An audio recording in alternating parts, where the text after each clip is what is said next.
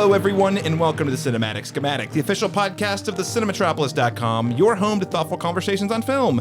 I'm your host, Caleb Masters, and the people demanded. They said, no, we're not going to wait for Megalopolis. We want your opinions about Beetlejuice. We want your opinions about Rebel Ridge. We want to hear your box office takes. So, ladies and gentlemen, we are here today, your humble servants here as podcasters, to deliver the reviews that you want. Thus, we're doing a special bonus episode, and we're going to cover a lot in this special bonus episode. So first, I want to note, this is going to be broken into three, count them three, 1, 2, 3 segments. We're going to start with a mid-year check-in on this year's box office predictions. For those of you who tuned into our first episode of the year, where it was LaRon Chapman, Daniel Bokemper, and I talking about movies coming out this year, we also did some predictions. We're going to go over those, see how everyone's doing on those, and Daniel and LaRon and myself will also take a few minutes to very quickly, this is more of a pulse check, not a deep dive, check in on our top 5 movies of the year so far.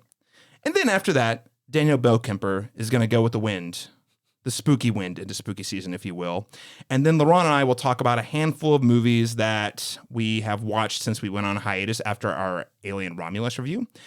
Titles we'll be hitting on specifically are Blink Twice, Beetlejuice, and I think a couple of others. And then lastly, Rebel Ridge. Also, a lot of people messaging me about this. What do you think? Are you going to do a podcast about it? Frankly, and I do love Jeremy Saulnier, but I'm very bad at keeping up with Netflix specifically. Was not on my radar until all of a sudden it was on everyone's radar. So, to do a conversation on that, Dalton Stewart is going to be joining us for our final segment of the show. It's actually going to be a little bit of a crossover. It is going to be a good trash genre cast garbage shoot episode where Dalton leads the discussion. And for those of you who do listen to the good trash genre cast, it'll post as our final segment of this episode, but also will be in their RSS feed. So a little bit of crossover action. With that said, let's start things off with our first segment, Box Office 2024 Check-In, joined as always by fantastic co-host. We just talked for like 35 minutes about another movie that we're not talking about today. He's just one of those guys. I just want to sit and have a podcast with him perpetually. He's like my co-host and award-winning Oklahoma filmmaker, LaRon Chapman. LaRon, welcome back, sir. Thank you for having me. I'm very excited to do this kind of charcuterie board of a review bonus episode. So I think people are in for a treat. Oh man, I do love charcuterie boards. Yeah. Oh my God, what a great analogy. Mm-hmm. I regret not having a charcuterie board here for you. But yeah, where is it? Daniel, wait, who invited you to this charcuterie? He brings out 2 Lunchables. Here you go. Yeah, this is close. This is our charcuterie board. Of course, very excited to welcome back the Cinematropolis and Flick Attack contributor Daniel Bokemper. Yeah, thanks for having me. I'm always excited to learn how wrong I am about box office numbers. So yeah. Definitely down. And also down to talk, get a little vibe check about films thus far. I find myself, I tend to backload a lot of movies and play catch up primarily for the purpose of voting on them at the end of the year. So I always feel like my mid-year, but for real, we're actually 3/4 of the way through the year. We are. I always feel like though that list compared to my year-end list is vastly different. But it's okay. I feel like this one is the more lighthearted, the more... casual watching, and then it gets more intensive later. You nailed it, though. That's kind of why I thought this was the perfect time to do the check-in, because we are really, award season is, frankly, Toronto Film Festival has already happened, which means awards campaign season, prestige titles have already started. And we're going to start seeing those released to the public throughout the end of the year. So it's good to see where we at now and then compare that up against to where we're at now. And I will say, we'll talk about it, but I was surprised by how front-loaded the year was in terms of high-quality films, especially compared to the summer season. But we'll get into it. It was. I still can think of a lot that are going to complicate this list. So I took every one of my picks before this podcast and I said, hey, listen, none of you are safe. None of you are safe. So yeah, we'll see how that shakes out. I'm sure it's because Francis Ford Coppola's Megalopolis is going to be your number 1 movie of the year. It's going to be my 1 through 5. Speaking of little Francie Ford, Coppola, man, we are going to be back to our normal scheduled program next Wednesday, October 2nd, with our review of Megalopolis. I don't know if this movie is going to be good, but I will say I have been looking forward to this movie almost more than any other movie of the year, and I know it's going to deliver something great, even if what is great is also awful. It's going to be the boldest. Yeah, anyway, so much to talk about. Really excited to unpack that with a couple of special guests. Gentlemen, let's jump right into it. So we're going to go down the line about box office predictions here in a minute. But before we get any further, how are you guys feeling about the business of film in 2024 so far? And I say this just because I know at the beginning of the year we were really skeptical and concerned that maybe perhaps the dual strikes we had last year would really impact high profile, high grossing titles this year. And Laurent, I'll start with you. Yeah, there have been some high highs and some low lows this year. And I feel like it seems that people don't really go to the movies unless there is a strong incentive to, spectacles, big tentpole kind of projects. Popcorn buckets. Yes. It's definitely the popcorn buckets. I'm telling for you, real. the popcorn buckets. I mean, I was already going, but I think it is helping people bring people back in. But yeah, it's kind of hard to get people in theaters right now. Otherwise, I feel like there's just so much really great TV on. And then it's just really, the cost of living is really high right now. Inflation is really high right now. So going to the movies is a luxury. It's not something you can just afford to do, even with just date night with two people. And God forbid if you have kids, just forget it. It's like you're going to spend $200 after snacks and You're everything. definitely seeing insight out too if you're doing that. Yes, absolutely. So Dan Bokemper, what do you think? Yeah, I still think in-person film attendance is definitely declining, but I think maybe a few months ago when we did our original predictions, I felt like it was going to trend exponentially downward, and we were just going to see that this year. And I don't think it's quite that, but it's definitely sort of a downward skid. I don't know, and it's hard to tell whether or not that's permanently the nature of, films and theaters are changing, or if that's just for right now, for a lot of the socioeconomic reasons you brought up, Laurent, that people just aren't going and engaging. Honestly, this is grim. Movies are not going away in any capacity. I don't think movie theaters are in their entirety, but I think we are going to see a pretty significant shift. I think this year slightly speaks to it, but I think it's going to be a lot more telling over the next decade. And I think we are going to start seeing certain theaters, especially some of the larger chains, take significant hits. I'm thinking what's going to remain are the things that offer the greater incentive, even if it is a little more expensive, but like the Alamo Draft Houses, the Flix Brew Houses, the things that happen to have like a large IMAX, things like that. But there's certain, I think a lot of these like chain theaters, I don't think 4D is going to save a lot of, or whatever 4DX. Is that the multiple screen? Oh, no. I can't remember what that's called. I can't remember what that's called, but I don't. Yeah, where there's like almost wraps around. Yeah. Because you want to like incentivize people to go, but then there's also, it's funny because we're talking about popcorn buckets, but like not every gimmick necessarily works. And I think there's a lot of experimentation that isn't entirely panning off right now. And I think it's also just kind of convenience. I think people are starting to accept like our at-home equipment at an average consumer level can deliver at least.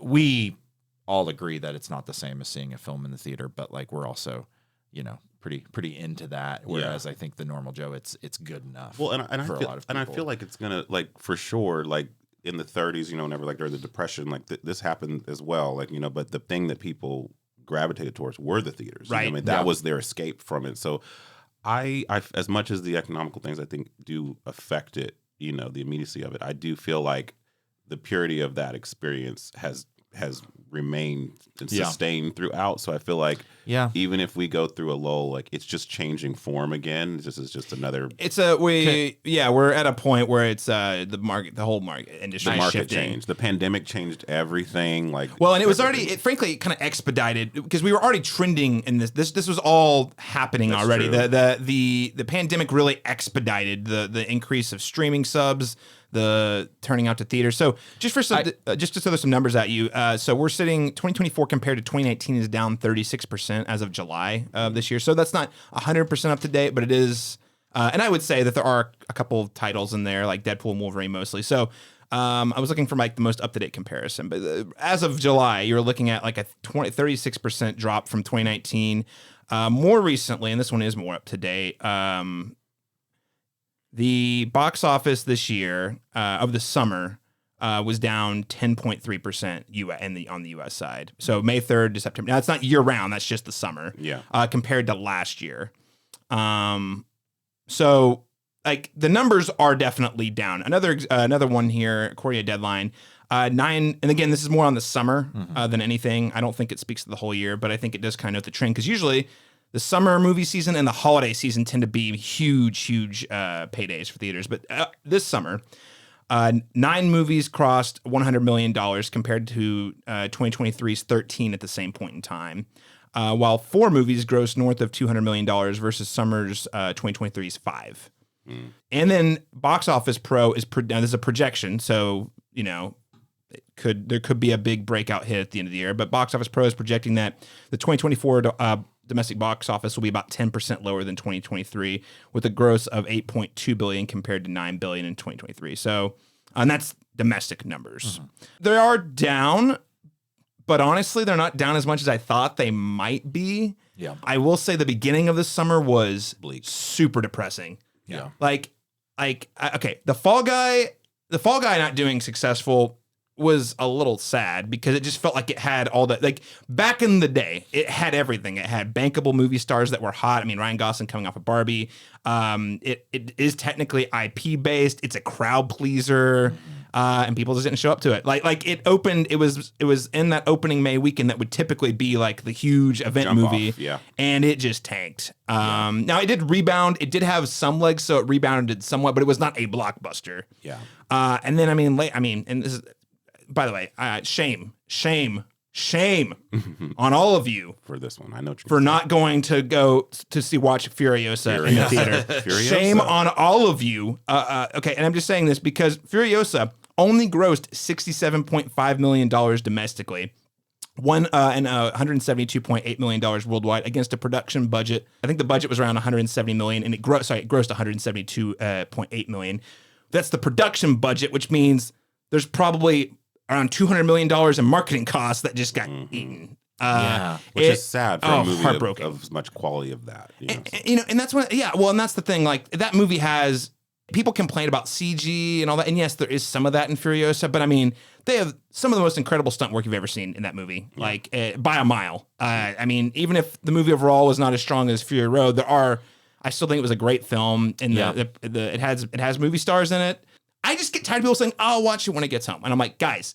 If you don't go see Furiosa, you don't get more. You don't get more Furiosas. You get more. You want bad CG? Look at all these Marvel movies you keep going to that are. Yeah, you know what? We're gonna keep getting more of those. They're only gonna go where the money goes. Exactly. So and if they support what you want to see. Exactly. So the beginning of the summer was bleak. We did, I think Inside Out 2 was the beginning of a massive rebound. So we saw a lot more hits kind of coming in after that. Deadpool and Wolverine. Twisters was a surprise breakout of the summer. Happy about that. Yeah, especially filmed here in Oklahoma. Overall, I would say my feeling is not great, not as bad as I feared.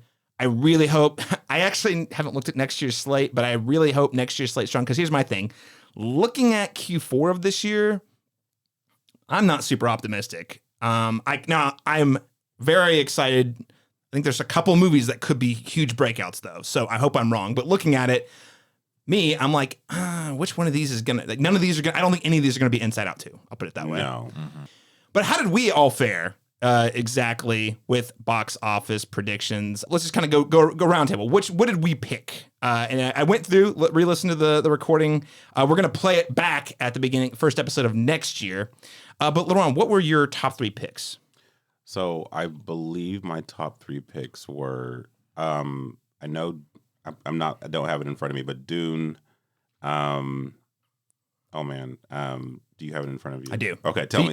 So you had Dune Part 2, Deadpool and Wolverine. And hey, you could still come through, because the last one you have on here is Wicked. Yeah. Which is actually Wicked Part 1, by the way. They're hiding that in the marketing, but it's only Part 1. Yeah.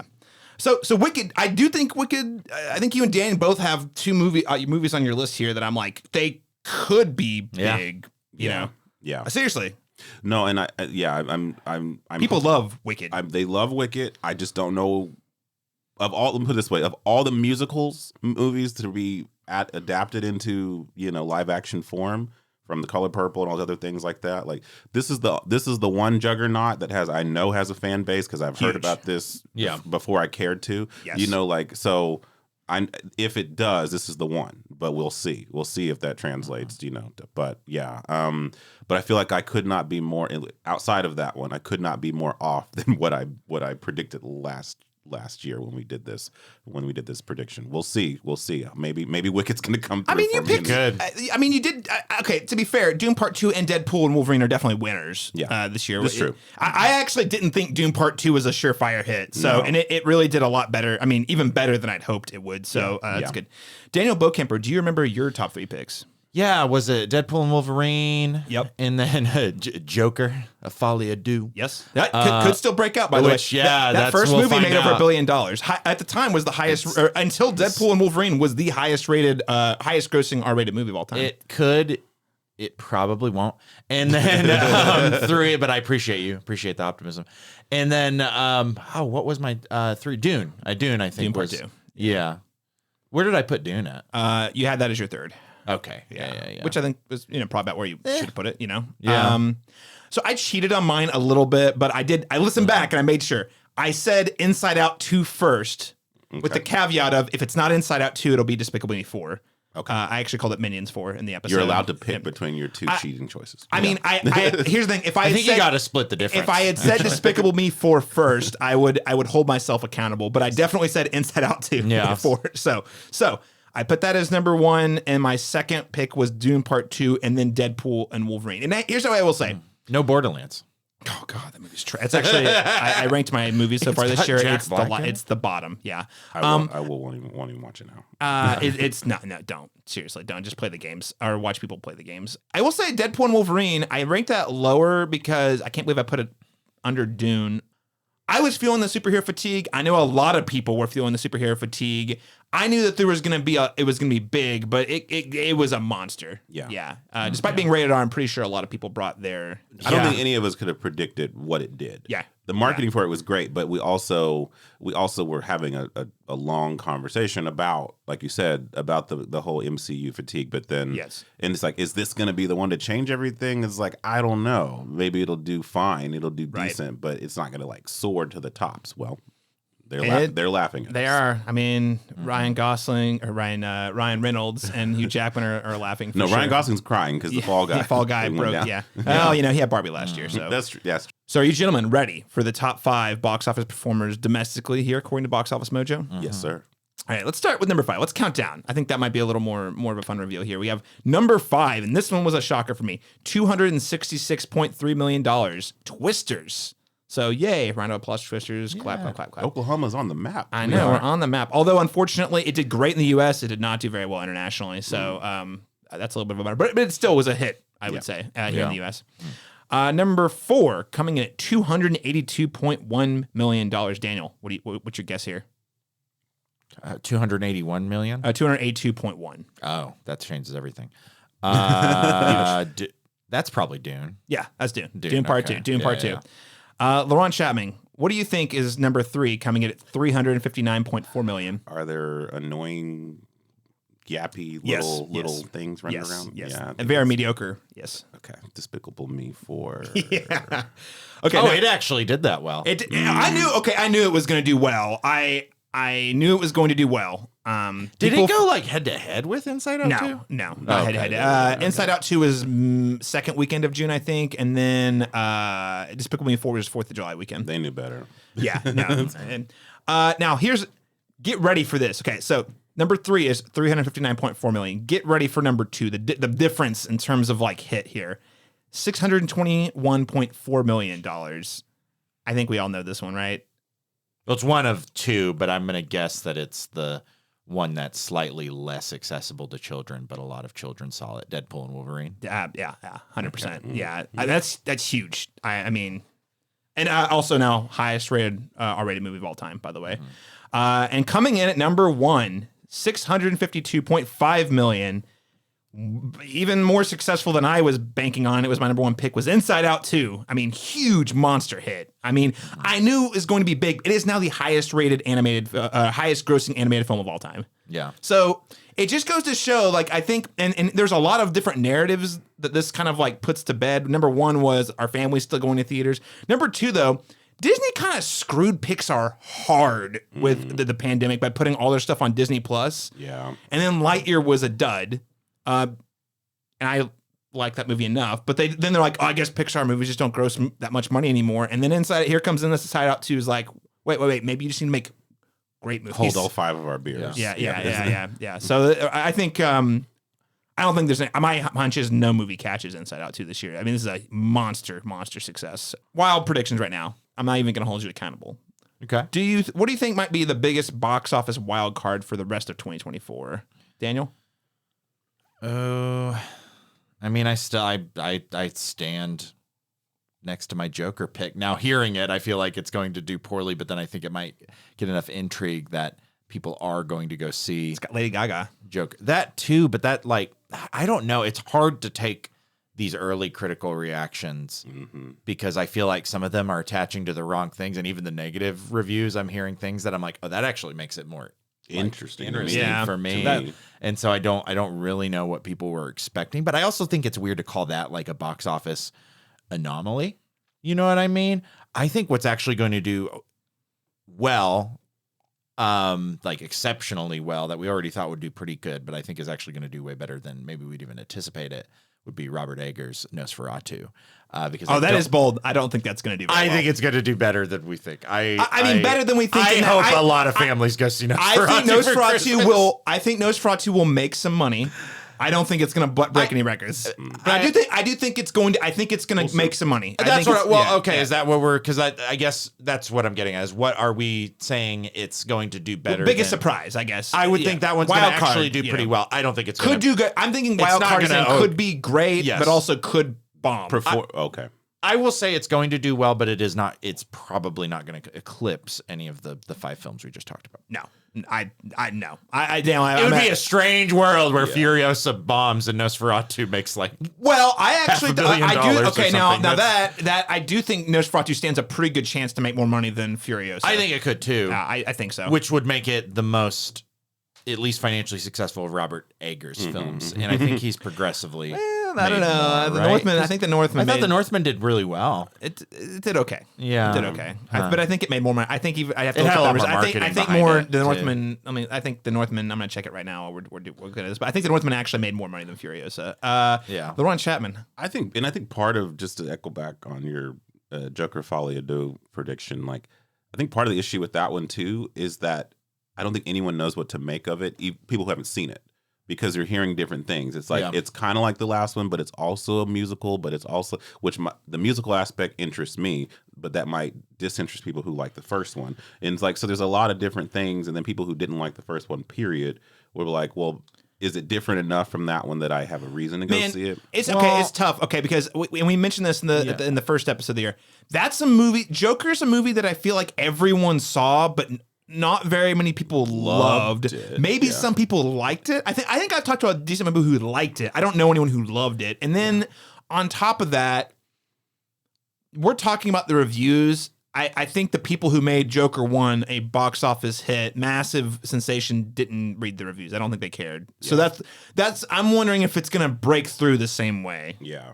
I think it probably won't. And part of this is what also kind of stains, I think, the imprint of Joker a little bit, is that I think there was that film is very much about, it would be very easy to interpret as a self-uniqueness bias, maybe the like main character syndrome. I feel like that's like something people connect to that film, whereas this film is more of like, from what I can tell of Joker Folie à Deux, not seeing it, but it seems to be more about like a celebrity hangover, or more of like, what do I do with celebrity? And I think that's not going to play necessarily as well with many people, but still interesting. And there was a lot more interest around Joker because the initial one before it released, because we didn't also know whether this was like, is it going to connect itself to anything? Yeah, is it going to be so that secret Batman movie? So that interest kind of came from the people, DC fans, I imagine, that went to go see it like they would see a Batman movie, and then give or take, you know, how you felt about it when you left. Now they know what Joker is, and now they either, like you said, no one really loved it. Some people probably did, but not a large mass of people loved it.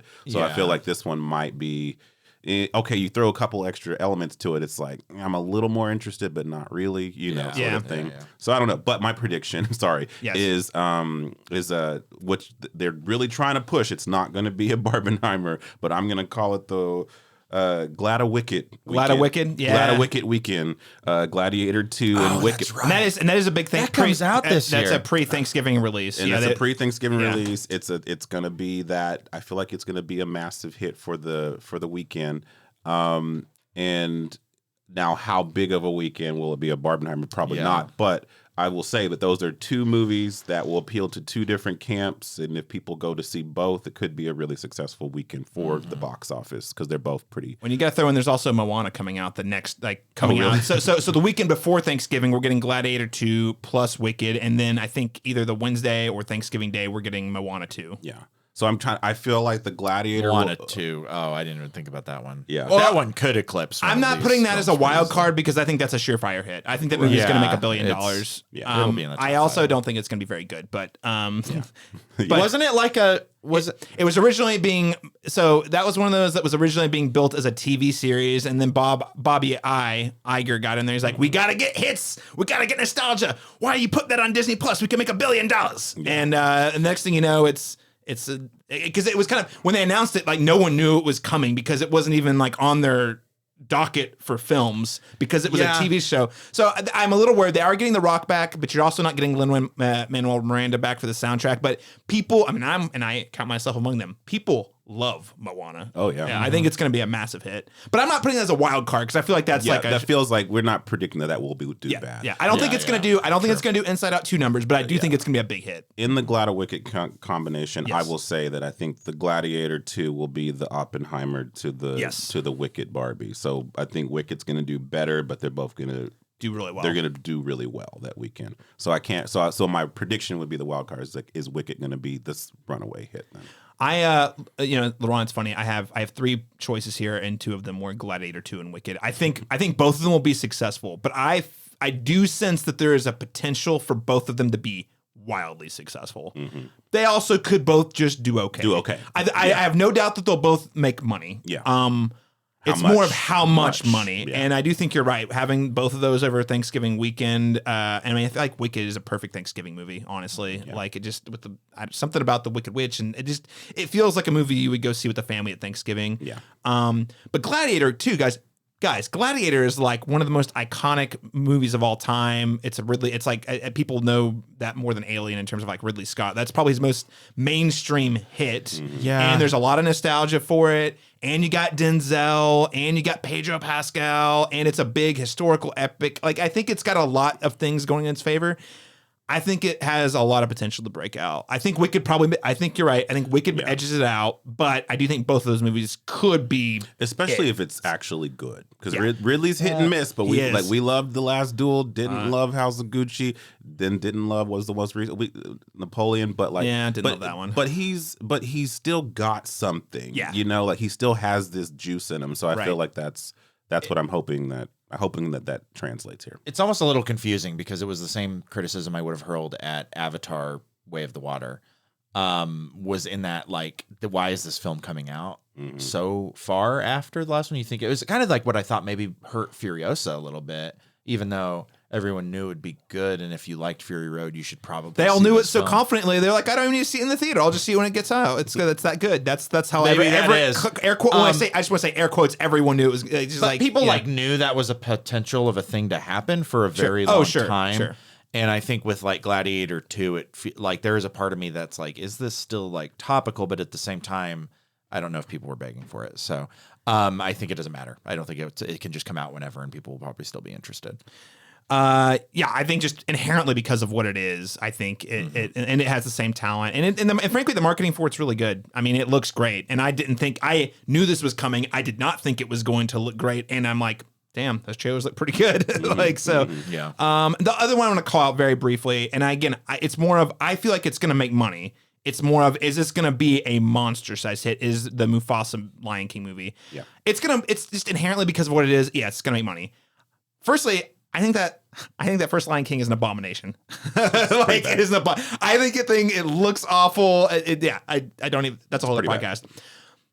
because I don't feel like it's another one of those that like everyone saw. I don't think anyone's like, this is the version of The Lion King we're watching with the kids. No, they just watch the animated version. So I'm curious about how much is this going to make? Is it going to be like an Avatar-sized hit at Christmas? Or is it going to just do okay business? But I think it's going to make money. But I say it to say that's the one that I feel has the most potential to either be a monster hit or just okay in terms of money. Mm-hmm. So, all right, real quick, gentlemen.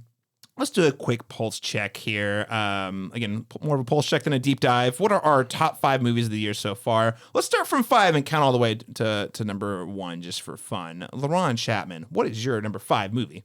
My number 5 is Love Lies Bleeding. Oh, shit.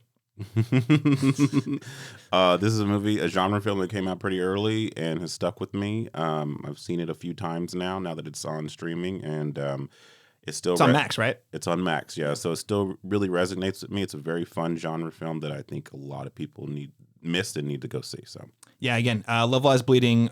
Stream it today on Max, the one to watch for HBO. It is a tremendous genre film. Daniel Bokemper.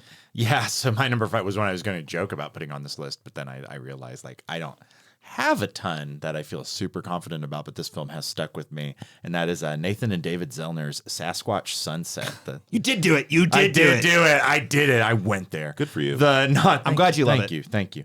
The nonverbal epic about a family of Sasquatches who are trying to find more of their own kind. I think it's just beautifully shot. It's hilariously grotesque and really, really tragic, and one of the best final frames that I've seen in a minute. There's a couple films this year that have really nice final frames that I love, but yeah, just crazy. Also Riley Keough and Jesse Eisenberg, they're unrecognizable, but still I think perform great as the I would call them the 2 leads of this film. But yeah, Sasquatch Sunset. I don't love it, but I bold print like it. I was there for it. Bold print like it. I really like it. Right, I really like it. Tiptoeing up. I haven't seen it yet, so I guess I need to be the tiebreaker here. But yeah, very interesting film though. It's Dale's number 5. I'm very curious about that. LaRon, I really hope we don't have identical lists because I also have at number 5 Love Lies Bleeding. It's just a tremendous genre exercise, and what I mean is, yes, it's a crime thriller, but it's also a love story. It's also a movie about body dysmorphia. It's got a lot of things going for it, and god damn it, Ed Harris's Growlet or whatever the hell you call that thing is so gross. I can't get it out of my head. He looks like the crypt keeper. But the performances are so good. I mean, yeah, you have Ed Harris. Oh, gosh, go down the line here. I'm going to forget some names. Ed Harris. You have Kristen Stewart, who was just crushing it. I'm forgetting the Katie O'Brien. Katie O'Brien, which is her debut role. It's a really big. It's definitely her breakout role for sure. I mean, you just got to watch it, guys. And if it's on Max, you have no reason not to watch it. These are the kinds of movies I want to see get more of, and that means people got to show up and watch it and see it in the theater. And I think this is a tremendous film. So happy to see that it's still beloved, at least by LaRon and I. Number 5, holding it strong. And I will say, I was very surprised that my list is very first half of the year loaded. Honestly, that's not usually the case for me. LaRon Chapman, what is your number 4? My number 4, I'm gonna cheat, like our co-host here, and do a slash between these two. But it is Dune Part 2 and Furiosa because I refuse to pit them against each other, and I refuse to pick between them. So that hybrid, those two, make my number 4.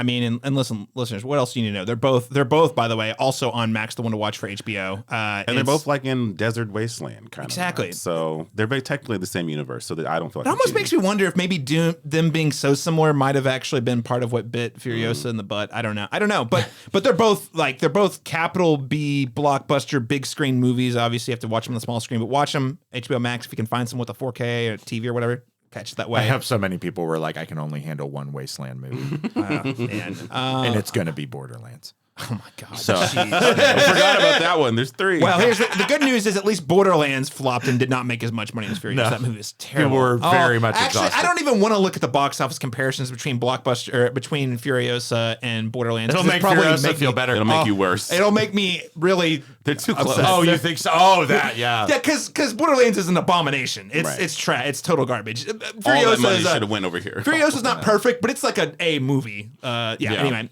Dale Bokemper, what's your number 4? Yeah. Yes, I wanted to pick a horror film because I've been watching a lot of them lately from this year, and most of them have impressed me in some way. But this one I think is the one that kind of had the most charm, and that's Damian McCarthy's Oddity.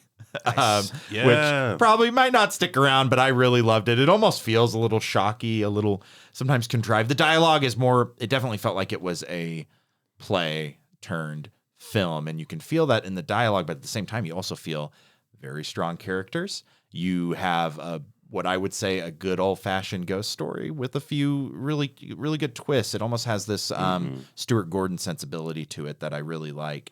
And I think it has a fantastic ending. And again, it's just it's maybe predictable in its own ways, but I still think very, very, very moving. And you feel very connected by the main character. And for something that still comes off with like, it's hard not to, I guess for lack of a better term, maybe it does feel like an 80s horror film in the more traditional sense. But like I've noticed we had the horror films that try to rebuke convention. This one kind of leans into it a little bit much and just uses it to an advantage, but ultimately makes what feels like a very familiar, almost like an instant classic film to me. So it's has a strong concept, and it's done very minimalistically, which means that all the tension kind of comes from the idea versus like schlocky kind of stuff. So exactly. I did enjoy it. Yeah, it has that great balance. So yeah, Damian McCarthy's Oddity would be my number 4. Check it out. Love that pick. I also at number 4, I did pit them against each other, and I put Furiosa, a Mad Max saga, at number 4. Again, shame on all of you who didn't see it in the theater, but please, for the love of God, at least watch it. At least watch it. It's really good. It's different than Fury Road, but there's some just action set pieces that are great. There's a big rig sequence in the middle of this movie that is just unbelievable what they were able to pull off with practical effects. And again, for my big dumb action blockbusters, I don't think this is dumb, but like this is the kind of thing I want. I want it to have big ideas. I want it to have great spectacle. I want it to have over the top performances, but but like very sincere performances. Like it has everything that I know I want to see in a blockbuster. And I think when people tell me they want in blockbusters, they tell me this, and I say watch this, and they're like, but what about the Avengers 8? And Furiosa Mad Max Saga, number 4. Please go watch it. It's on Max, the one to watch for HBO. LaRon Chapman, what is your number 3? My number 3 is I saw the TV glow. Yes. This is, we're on track. I'll just say right now, I also have that on my number 3. Okay. Yep. This is a movie that has stuck with me. It's a tiny film, but it has so much ambition in it. Yes. And it's just under the surface. It's not flashy in that way. It's all very heady and cerebral, but it really resonated with me as a very introverted, ostracized teen of the 90s. And it has that angsty, sad, kind of melancholic kind of vibe to it, where we just kind of pour ourselves into IP and art forms to kind of escape from the darkness of our reality at that particular time, and how much of a source of comfort those things were for us as kids. And I feel like my love of cinema, you know what I mean, in many ways, as I've evolved and become more secure in myself, I still connect with that hurt child that still uses cinema as a conduit for connecting, finding human connection. Exactly. Right. And so I think that it really captures that very poignantly. It won't be for everybody because it is definitely it's a strange movie. It is. And the ending has upset a lot of people, as I've heard, but it really just resonated deeply with me, and so I think I'm thinking it's going to stick with me for the rest of the year. So I think so. This movie has only appreciated. Like I liked it when I watched it, but as of because it came out in June, I think it played here in OKC. It has only appreciated the more time I've had to talk about it, people think about it, and number 3 for me. I think you've said it so well, LaRon. But the only thing I'd like to add is just like it speaks to what is both a highly specific experience in terms of millennials, Gen Xers, people who grew up without the internet being a thing. Yeah. And their only way to connect with at the time as a teen was through these fictionalized characters and these larger than life worlds and storylines. But it was a vehicle for you to make your friends. And that obsession was sort of like the foundation for how you learned how to have real meaningful, attempts at meaningful relationships with people, but also how it is both a beautiful thing that can later in life, if not managed, can also be a haunting thing. A crippling thing. Too. Exactly. So I think it really captures that very specific experience so well. But I think there is a hint of universality about that, that I think, especially for younger generations, will connect and hit differently. Highly recommend it. Also available, man. On Max. Max should be giving us some sponsorship. It's all available on Max, the one to watch for HBO. Daniel Bokemper, what is your number 3? Yeah, so I have not yet made my way to the pink opaque, but I will later this year. I think it will. I can't wait to hear what you think. This list, I'm really excited about. I've heard very good things. But my number 3 is Dune Part 2 as of right now. I think it's a Denis Villeneuve's sequel to the 2021. When did that come out? 2020. Oh, yeah, 2021. 2021 Dune Part 1 that we all learned about was a Part 1. No. It was just called Dune, and this is called Dune Part 2. Well, no, but when it opens, I'm saying that opening title Yeah, sequence. I know. We get the little Part 1 thing. I'm just saying, Wicked is like copying this playbook, by the way, because they are definitely not marketing Wicked as a Part 1. No, they're not, but it will be. Yeah. But either way, definitely a big spectacle space opera. But I think what I like about it most is it's a film that, unlike a lot of traditional blockbusters, we're actually questioning the intents of our protagonist really heavily. I think a lot of films of this nature, a lot of these epics, you have your protagonist waver. Lord of the Rings had Frodo, being challenged, but this is like, no, he's What following. if Luke Skywalker is actually Darth Vader? Basically, and absolute power corrupts absolutely. And while as much as I enjoyed seeing the spectacle we got and it being a very satisfying film, it's just made me way more exciting for the confirmed. I don't know if it's called Dune Messiah or Dune Part 3. It's adapting Dune Messiah. Dune Messiah, and I'm very excited for that, though I don't suspect it's going to follow it faithfully. No, and I don't think it's not a trilogy. Like it's not a trilogy. It's not like a Return of the Jedi, and that's it. That's the one where I feel like audiences are going to be like, okay, I'm either checked out or man, it's a pivot. I also think they're probably going to have to make a lot of changes to make it more palatable. It's fun to go to a big blockbuster and come out with like how many Marvel movies do you exit and you're having like a meaningful like philosophical discussion. I think I'm more talking about why I'm mad that Marvel didn't commit to any of the things it's teasing at. I know, that's what I mean. Whereas it's this like movie commits exactly. And goes for it. Because Marvel films, I don't want to discount that they do propose interesting ideas, often topical ones. They just do it to like.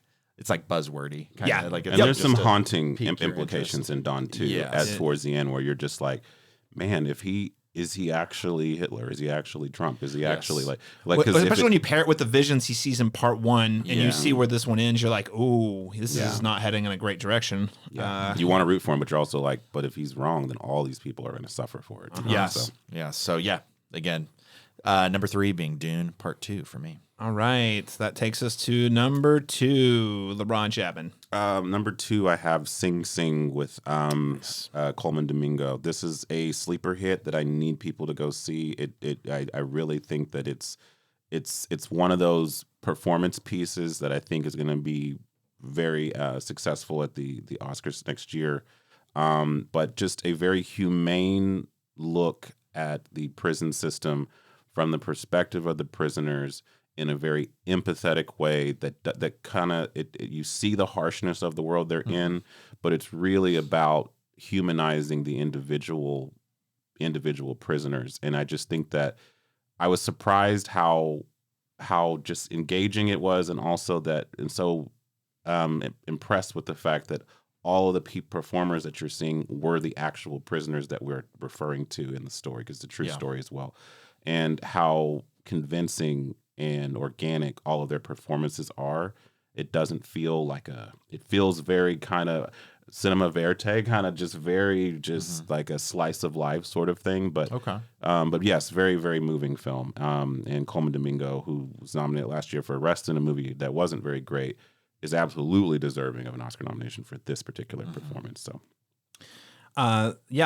Sing Sing is one that's been on my radar since I think you saw it at South by, and I've been kind of tracking the buzz about it. Has that been released theatrically yet? It has, it's in theaters right now. Okay. So please see it, everyone. And please. I think it's probably slowly going to drift to VOD pretty soon. So Yeah. I need to catch that one. That's when I got to hold myself accountable, be like, and show up for that one. So Sing Sing its praises. Sing its praises, now playing in theaters. Daniel Bo Kemper, what is your number 2? Yeah, my number 2 is one y'all have already covered. I just put it a little higher up on the list, which is Love Lies Bleeding. It's rose glass criminal love story that I think mixes the best of Wild at Heart with David Lynch's Wild at Heart with Terrence Malick's Badlands, but then kind of makes it sort of sexually liberating at the same time. I love the idea of violence begetting escape. I love the magical realism of this film. I think I also dig the powerful performances, primarily Kristen Stewart and the debut of Katie O'Brien we mentioned earlier. And again, I don't know. I think it just leaves so much to chew on and so much on the bone. And it's also one of those films, I was talking to people and I was thinking about it. I'm like, yeah, this is definitely a film that feels like, Rose Glass had an opportunity to do whatever the hell they wanted. And this was that film. And I always appreciate that just commitment to that particular story. And again, some people think it ends on an awkward place. I frankly don't. I think it ends in a very, very satisfying area. But again, I ultimately just think it's a very, very interesting and different film. So yeah, that's my number 2, Love Lies Bleeding. The ending is messy but realistic. It is. It's like it's unresolved, but it's also mostly resolved. Yeah. Okay, so firstly, yes, Love Lies Bleeding. Second, you should all see it. Everyone, we've already said this. Max, the one to watch for HBO. Please give us your Max money. So I really struggled with my top 2 because it's oscillated and flip-flopped. So I kind of want to. I think we all have.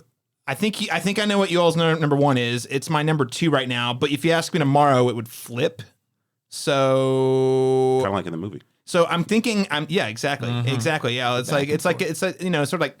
The ball gets hit back and forth every day, So, maybe just for the sake of synergy here, I might just flip flop because this is how I woke up today, which is my number. Let's say I'll put it number 2 is Dune Part 2. Mm-hmm. It's often my number 1 though, because it just Daniel's already said it. Everything we would need to say about Dune Part 2 has been said, but it is the type of thing I go to big spectacle blockbusters for, big ideas, big spectacle, haunting. We've already said all those things. Go see it. And I'm glad people did show up for that one, which I'm very thankful for. That takes us to number 1, in which case I'm, again, flip-flopping a little bit in a bit of a tie. That would leave our number 1, which I'm pretty sure, on the count of 3. Yeah, exactly. Yeah. 3, 2, 1. It's Challengers. Borderlands. Oh, wait, my bad. Yeah. It is Challengers, yes. Yeah. This movie's real good, guys. We don't have a lot of time to talk about it, but real quick, LaRon, in 1-2 sentences, what is your favorite thing about Challengers? I just went into it thinking like I love Luca. I'm a stan for Luca Guadagnino, but it just leaps and bounds went beyond what I would have anticipated for a movie about tennis, a subject I'd care nothing about, and made it thrilling to watch and still incorporated dramatic tension between 3 very complicated and flawed characters. And the metaphor of tennis and relationships just rings so true and would have never made that connection before. Nice. Daniel, you got 2 sentences. That was 5. I wish the 2024 Summer Olympics were as interesting as this film. Is my first sentence. And my second one is, LaRon covered the wide swath of it. But on top of that, we also have an excellent score with Atticus Ross and Trent Reznor. I do think it's a sexy movie, but it's like, it's about passion, really. And I think it's more of an exploration of that. And then at the same time, all else aside, one of the best final 10 to 12 minutes of a Daniel, this is a really long second sentence. I know, but very long. Semicolon. But it's one of the, I don't know. I just think as far as final sequences of a film, it's at least the bare minimum the best I've seen of 2024 thus far. But in general, I think the best in a very long time. That was that on the edge of my seat when normally we're starting to kind of waver, fizzle out a little bit. So Challengers is my number 1. Yeah, great pick. I'm going to try to hold myself to this 2 sentences. It does an incredible job at telling a story that's not about the tennis, but it's about the tennis through the vehicle of some just extremely well-written and well-performed characters, and it makes it look sexy and visually engaging as hell. And I'm not that includes the tennis part. Great time. And I don't like sports dramas. So, Yeah. number one movie. Check it out. All right, everyone. Those are our top 5 picks of the year so far. Check back in when we get back to this, probably a second episode of 2024. Daniel Bokipper, thanks so much for joining us for this first segment today. Where can people keep up with you and your work online? Yeah, no, you can find me on the flickattack.com for several written reviews. Just wrote a review of Lake Mungo. Find more of my thoughts on both Oddity and then another film that kind of competed for a top 5 spot but didn't quite make it, The Devil's Bath, which I did really like. And then you can find me on the Cinematropolis of course, on here.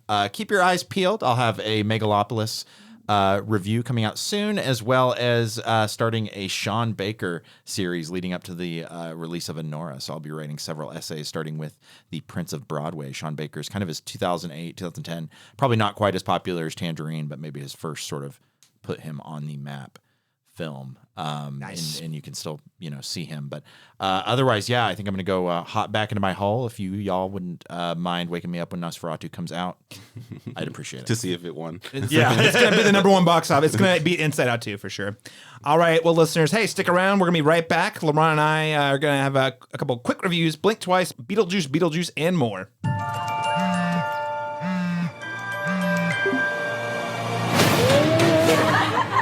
When you're all driving carpool and banging your Pilates instructors to fill the empty voids in your life, we'll see who gets the last laugh.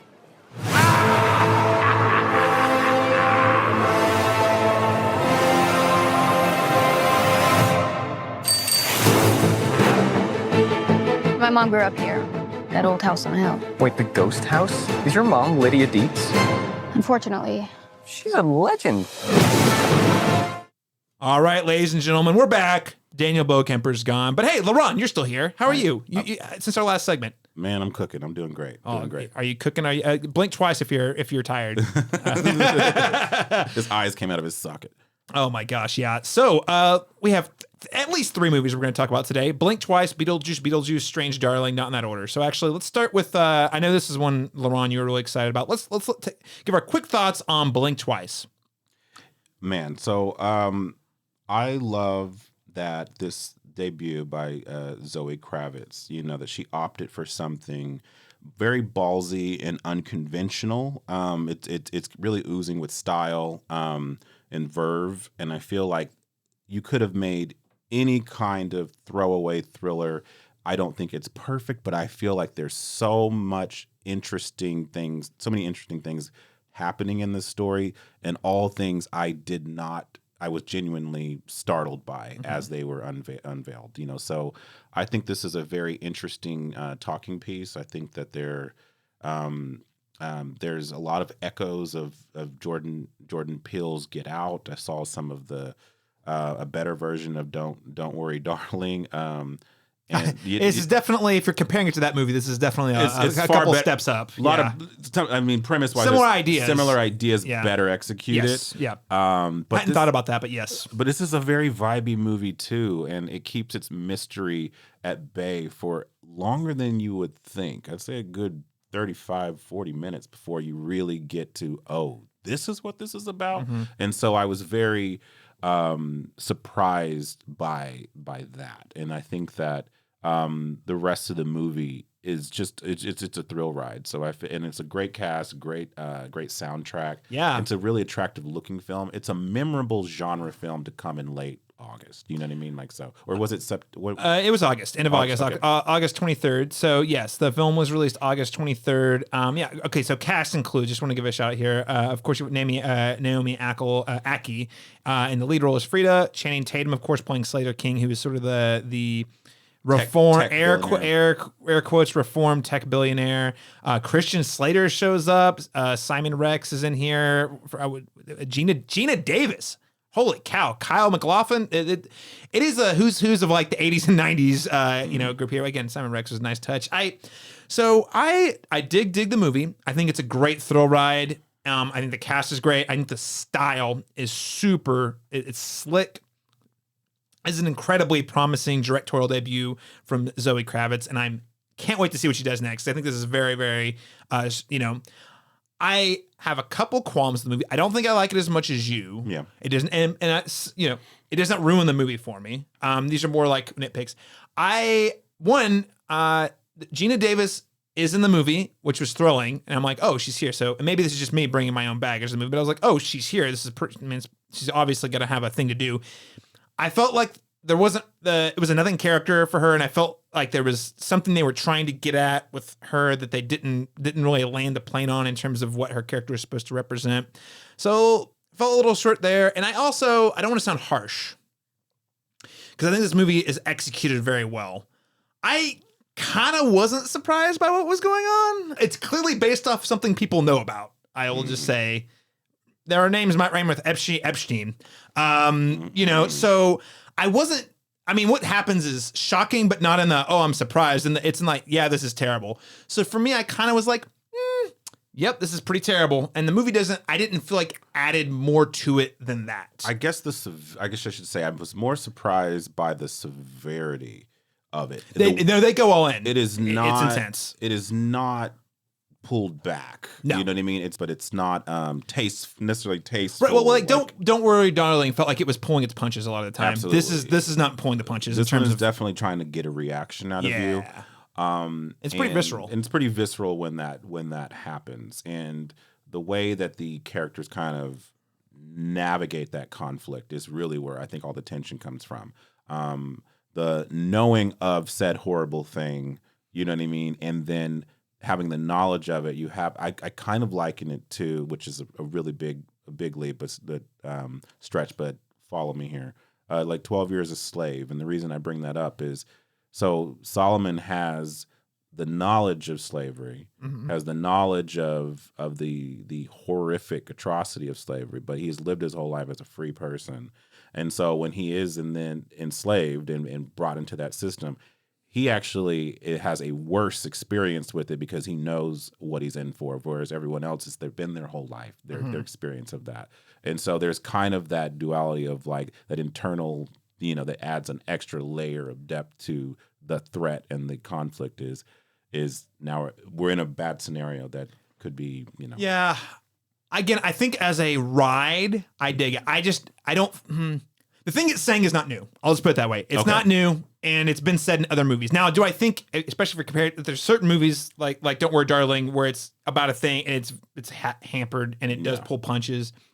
And I think this movie is much better. Ham-fisted and tame. Yeah. This movie is very stylish. It's very effective. I love the editing. I love the score. I love the performances. So I don't want to make it sound like this is a nothing movie. I thought it was very good. I think I gave it like a 3.5 on Letterboxd. It's a very good movie that I like. But, sometimes it's like, well, okay, did you guys know police corruption's bad? And it's like, so the movie's, I'm not saying it ruins the movie. I think if you're going in it, if you're expecting it to have a new perspective on a thing we're familiar with, for me personally, I didn't feel that. Is it a really well-made movie, well-crafted thriller, especially from a first-time director? Yes. So I highly recommend it on that front. LaRon, what letter grade would you give Blink Twice? I would give this a B+. I agree with you about the Gina Davis character and some of the other supporting characters. All really intriguing characters that we don't see enough of. You know what I mean? Like, I agree with that. There are some certain aspects of it I would have loved to explore a little deeper.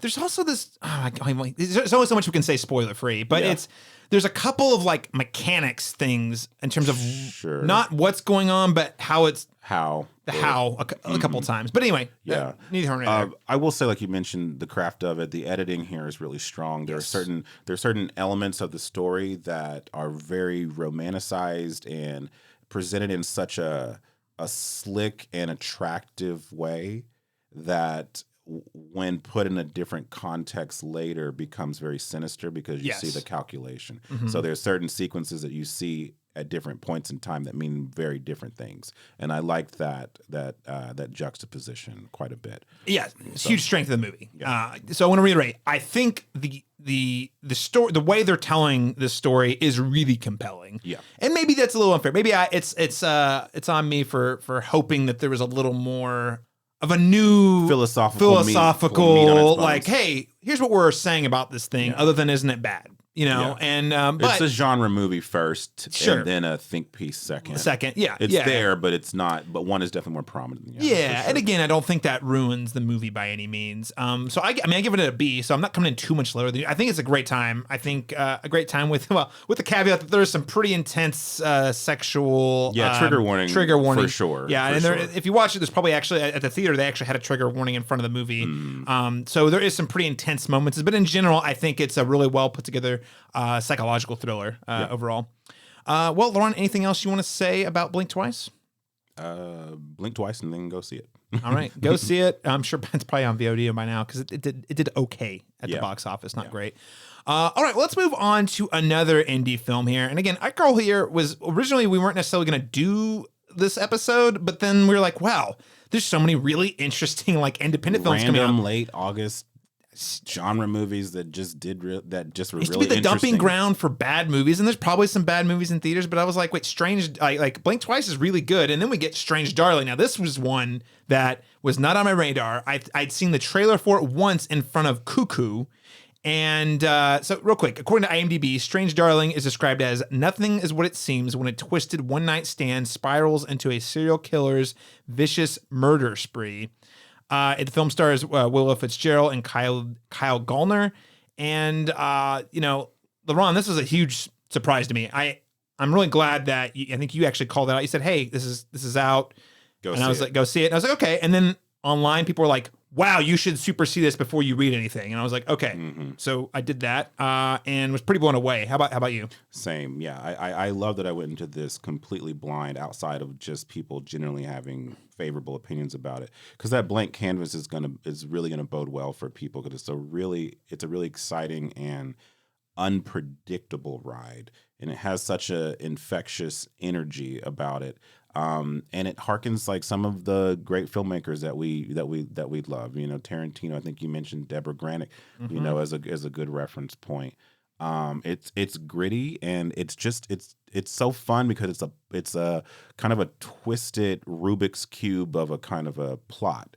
You know, where it's obviously, I don't think it's a spoiler to say that it's told non-linearly, and that is deliberate, as a deliberate choice. It creates a certain sort of suspense and mystery box to it. It's a lean movie, so, and I wouldn't say it's fully a mystery box movie, but the way they tell the story, you just immediately have questions about things, and you also have you keep thinking you're ahead of the narrative, and Yeah. then something else gets revealed, and you're like, whoa. it just changes the stakes. Go in a different again. direction. Oh, or I thought I was watching this kind of a story. Actually, it's this kind of a story. There's a lot of swerves like that I think really make fun. Hey, Giovanni Ribisi, you know, the actor that we all love, character actor, been doing work, is the director of photography here, and it looks great. Yes. So I think he's trying to pivot out of acting, or at least add another tool in his tool set, because he's very, very good at making this aesthetic pop in the movie. Also, a lot of I wouldn't classify this as a horror. There is some horror elements in it, but also a lot of really impressive daytime sequences. There's the camera work. There's some long takes. Most of this movie is shot during the day. Yes. And it's essentially a cat and mouse chase thriller in many ways. But there's just a lot more going on in the plot than is immediately apparent, you know, when it starts. Yeah, So. I would say that's largely because of the nonlinear storytelling. Absolutely. Because I think it was told. Because my main critique, and it's actually not a critique, but is if you did tell the story chronologically, it actually would be significantly less interesting. I agree with that as well. Yeah. But again, but that's not how it's told. That's not how it's told, and how it's told is very smart and very clever. And I listened to an interview with director J.T. Molnar, and he was like, "I wrote it how he wrote it non-linearly," which I thought was also kind of interesting. Yeah. And it works. It works really well. Well, LaRon, what letter grade would you give Strange Darling? I'd actually give this an A-. It's not a perfect film, but it's quite a ride, and it's fun, and it's surprising. I am curious to see how much fun it'll be on a second watch now. Now having known, you know, kind of certain things, but I do think it's very efficiently made. The score, we haven't talked about that, is very like present in it, and it's very loud. It's like Jaws level loud, you know, like so. I thought that was very effective, and I thought the two lead performances, the duality of both of their performances were both very strong, and they both played both of these characters very, very cleverly. Yeah. So. No, same. And I also, you know, character actor shout out. Barbara Hershey, Ed Begley Jr. making a little small role there. I dug that. I always love seeing those people show up. I also gave it an A- because I just think from a production standpoint, this thing is, I mean, gosh, look at the budget for this thing. It had to have been on a $4 million budgeted movie. Tiny movie. It looks with a like big at punch. least 10 times that. And it really, really lands the plane. I mean, it's not my top 5, as listeners will know, but it is at the very least in my top 10 at this moment. It's a great film. Highly recommend it. I need to check it out. It's probably VOD by now. Do not sleep on Strange Darling. I think you're in for a good time. And please make sure not to listen to, listen to any spoilers. Just go in as blind as you can. All right, Lauren. So against my will. So originally I scheduled this break because, it's just, we're about to get into the holiday season. There's going to be a lot of movies. I have some personal stuff going on. So I was like, all right, we'll take a break in September. It's a good time to kind of recharge, work on some behind the scenes stuff for the show. In September, nothing comes out in September, right? Oh, wait, Beetlejuice came out. And then I was like, okay, well, I'm not disinterested, but I don't think it's fine if we miss that one. Well, I was wrong. I got a lot of text messages about Beetlejuice because the movie was a huge hit. I think it was like the second biggest September opening of all time. And so let's get into it. So according to IMDb, Beetlejuice is described as, after a family tragedy, 3 generations of Dietz family return home to Winter River. Still haunted by Beetlejuice, Lydia's life is turned upside down when her teenage daughter Astrid accidentally opens the portal to the afterlife. Man, that gave you a lot in there. Yeah, there's quite a bit of, well. Much like the movie. There's quite a lot of plot in there that they just give you. Okay, Laron, so what did you think? Well, hold on. Because it's a big movie, let's just briefly talk about, what did you think of the original film? So it's a film I've probably seen 10 times in my lifetime. It's not something I have watched. It wasn't something I watched regularly, but I have seen it enough times to be familiar with it and familiar with the world. And it's early Tim Burton when he was kind of in his bag. To be honest, the movie is kind of scattered and all over the place as well. I feel like it's not a perfect movie, but it was just so bonkers, weird, absurd that it just kind of came at the right time, you know what I mean? Where it just kind of captured the culture. And I feel like it's endured since, because obviously the use of practical effects and just its bonkers, memorable characters and kind of sequences that are just kind of stayed with people. So I enjoy it. I am not bowled over by it, never have really been, but it's not my favorite Tim Burton movie, but I do understand why it's beloved by many circles, so. It's a great little movie. I didn't really think about how much I liked the movie until the sequel was in the pipeline, and we watched the original the night before we went and saw the sequel, me and my wife Lauren, and I was like, yeah, this is good. Yeah. He's an iconic character. It's an iconic character. The performance is great. It's a very lean movie too. It's like only a little over 90 minutes long, but they do quite a bit of world building in that 90 or so minutes, which makes it more I can see why people latched on to it, because there's more than, it's 90 plus minutes, but there's a lot of cool things about it. And then obviously Beetlejuice as a character is such a fun time, even though he doesn't really show up until halfway into the movie. Which is surprising on rewatch. You're like, oh, yeah. I just remember him being the whole movie. And he no. Really isn't. He has a couple of little tiny teases in the first half, but he doesn't show, the movie's like a little over 90 minutes. He doesn't show up out of the, make his big entrance scene until around 45 minutes into the movie. Right. And it's charming. It's fun. It's Tim Burton back when he's definitely still a young filmmaker, just throwing all sorts of stuff at the wall. He hasn't made Edward Scissorhands yet. He hasn't done Nightmare Before Christmas. Like, he hasn't done Batman yet. So you get to see this filmmaker who's young and energized and like just going for it. Yeah. And it's a great time. It's charming. It's not my favorite of his movies either, but I really like it. It feels like a precursor to what his career was going to become. Right. All the elements of who he is do exist in that movie. His weird quirks, his dark sensibilities, you know, that kind of idiosyncratic kind of humor, all of that stuff is there. And then, as you mentioned, his knack for world building, which has become part of his thing, synonymous with every piece of work that he does. So absolutely. That said, I don't think he's made a good movie in 20 years. So, I mean, and I've seen not everything, but quite a lot of movies he's worked. I think Corpse Bride, that's 06. And that's an animated film. I think the last live action movie he made that I loved was Big Fish. And that movie's, I think, now over 20 years old. So he's been a tough one, but him going back to Beetlejuice and they got Michael Keaton back on board, I'm like, okay. And then again, after rewatching the first one, I got to the end, I was like,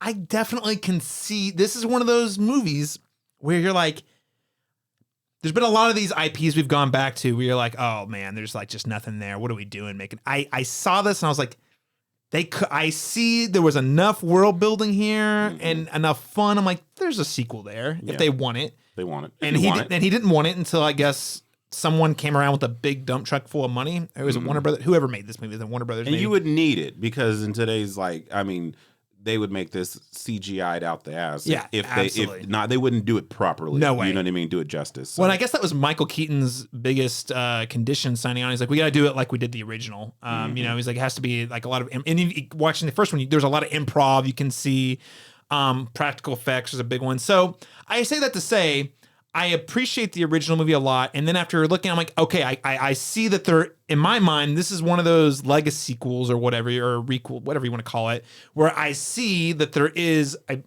I can see a world where there's a great sequel. And then we get Beetlejuice coming late career. Tim Burton hasn't made a great movie in 20 years, but he's got Michael Keaton back on board. He's got most of the original cast on board, actually. Yeah, Catherine O'Hara. Scene stealer. Yes. So what did we think of the sequel, LeBron Chapman? Okay, so I loved having most of the, as we mentioned, the original cast back, and some of the new additions, for the most part, were fun as well. Similar to the old one, I love the production design, the practical effects. I do think the film is consistently amusing and entertaining, but it has so many subplots that I think are either underserved or altogether forgotten in the story. I think each of them could be their own movie. Yep. You know, it may be their own fun movie, you know, but they aren't integrated into the central narrative in ways that I think alter. Wait, what central narrative? Well, right, exactly. Well, that's fair too. That's my criticism is there's not a main plot. Beetlejuice, the character, is the only consistent thing that's holding true. these. But like, it's not like they're all working in tandem to lead to like being. It's just he just happens to be the character who's in all of them. That makes a lot of sense, actually, and I hadn't considered that till you just said that. Because if you did tell me, so what is a plot? What's a plot? Not B plot, C plot. What is a plot, central one? You're right. I can't actually say because they all are kind of. Is it Justin Theroux trying to get married to Lydia? Like, is that the if supply? so, that's not a very interesting Is plot. it the storyline with Jenny Ortega? Is it Beetlejuice's wife has come back to kill him? It's just five. Like you said, it's 5 or 6 little movies, all of which I would have been game to see a fully fleshed out version of. But I do think that again, they're all somewhat underserved, and I think like Monica Bellucci was robbed. Criminal underuse of Monica Bellucci, but I say that in the Matrix movies too. So it's like I feel like they pick her, and she has such a compelling presence. She's such an alluring actress. You know, she does a lot with subtlety. And then they always just make her this. They put her in fancy dresses, and she says a couple of casual throw off lines, and then they just throw her away, and I'm like, she has so much more she could do, but they didn't figure out. She gets to do. To be fair, she gets to do a couple of really fun sequences. There's her first. I won't spoil it, but there's.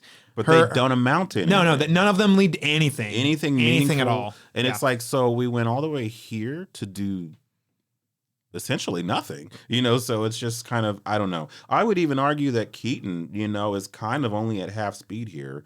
I'd agree. I think he's good. He has a few scenes, but for the most part, he never goes nearly as hard as he did in the original. No, if you're gonna have his name in the title twice, then he should be here in full, you know. Well, and he actually is getting a lot more screen time here too. That's true, and they it's almost like they don't know what to do with him. They kind of want him to be the Joker and just kind of come in and like play, you know, in these individual moments, but when you give him more screen time, it's like we don't really know what to do with them, especially with 5 plots happening, converging at the same time. But is it Willem Dafoe's supernatural police detective story? Sorry, I keep just there's just so many storylines, and all of them are like, oh, that seems like a fun idea. The one I was most interested in is oddly enough, had nothing to do with Beetlejuice. It was the Jenna Ortega subplot, you know. Yeah. That was the most interesting, like, oh, this is different. Dude, but I know. then it just kinda, it felt like almost like a weird Stranger Things adjacent sort of storyline. You're like, pick all your own right, adventure yeah. thing, I don't know. I was into it, and then like it just like a wrecking ball. It just they kill the story of that subplot in its tracks right before Act 3. I will say, you know, as Lego sequels, long-awaited Lego sequels, if you go, I do think this is serviceable.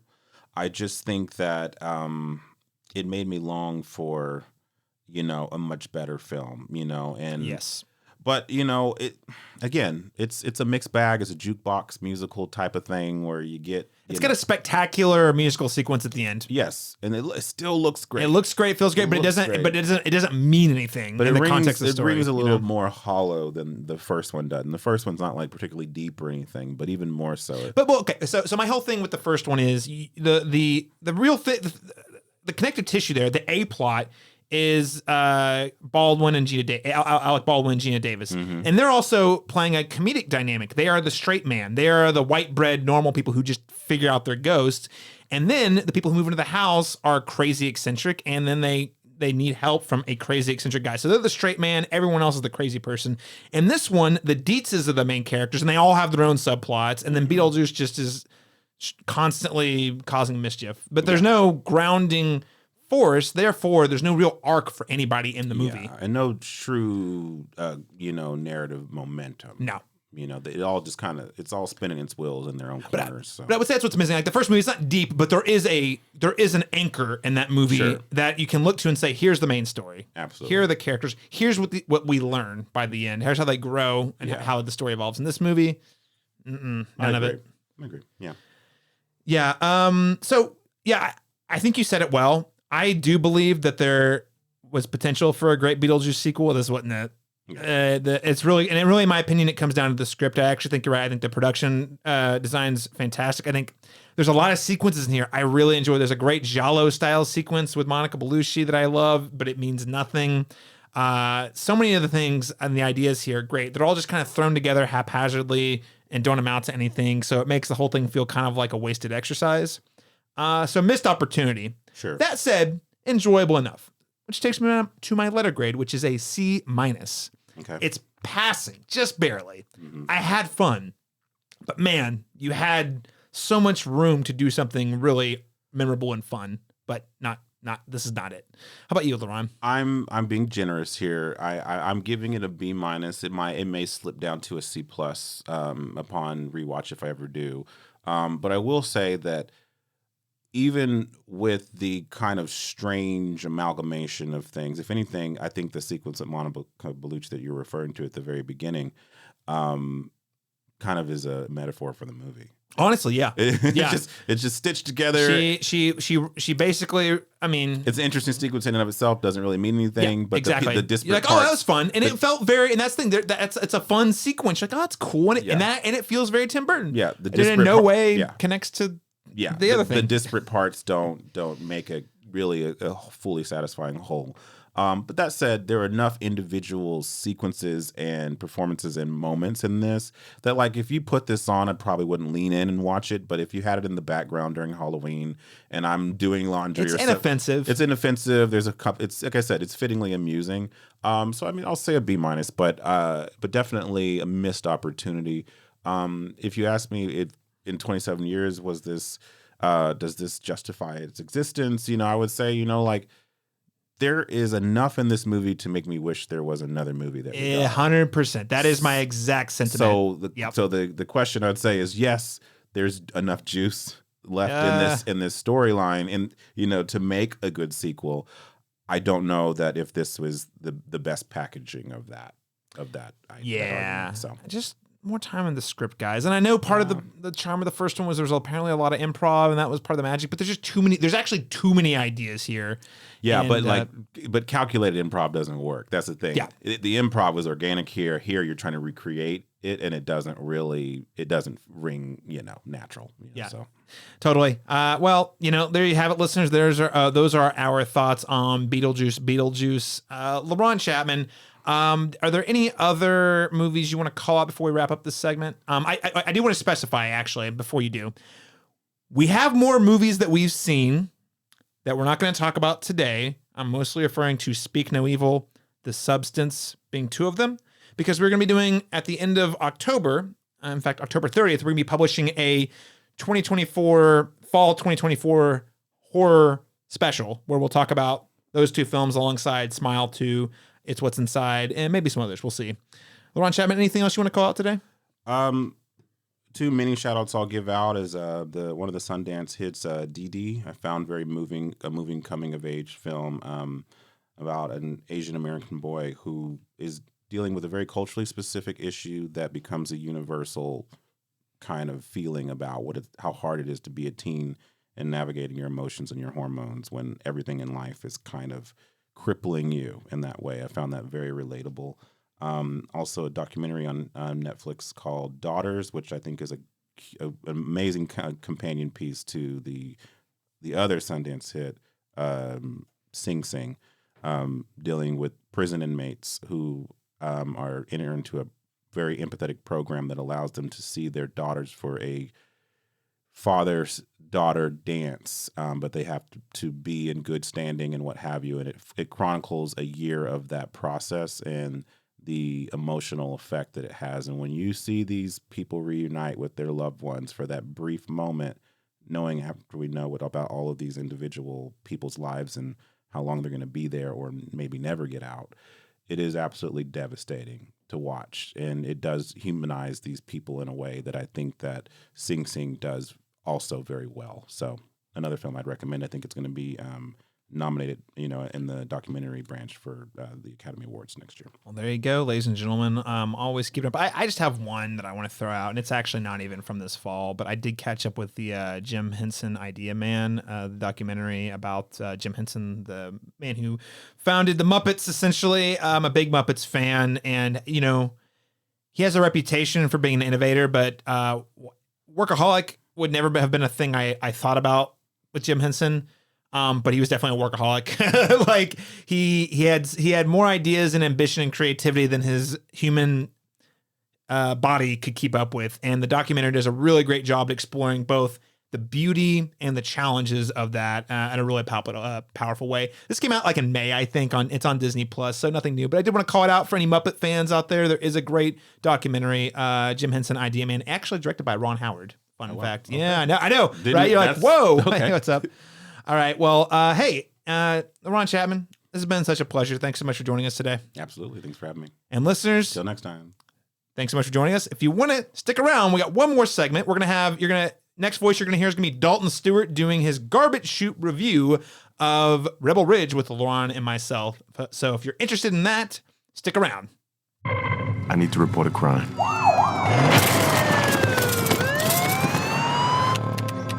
And this was cash?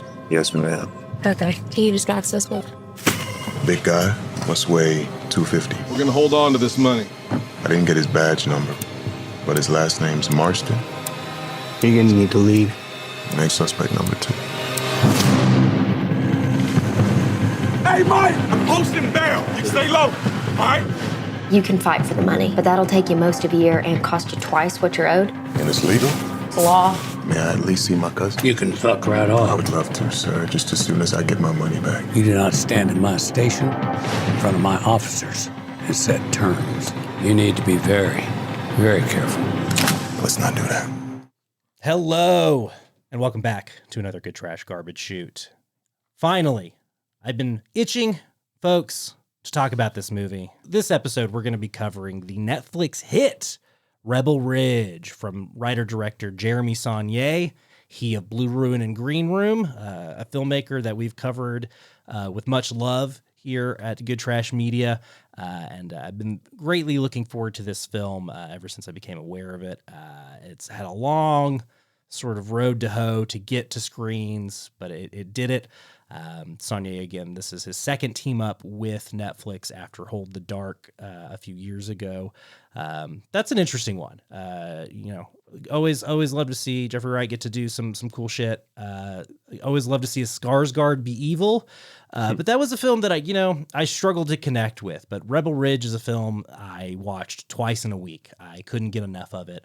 And I've been dying to find some folks to talk with me about it. And wouldn't you know it, the hosts of the Cinematic Schematic themselves, Caleb Masters and LaRon Chapman, have been kind enough to join me today.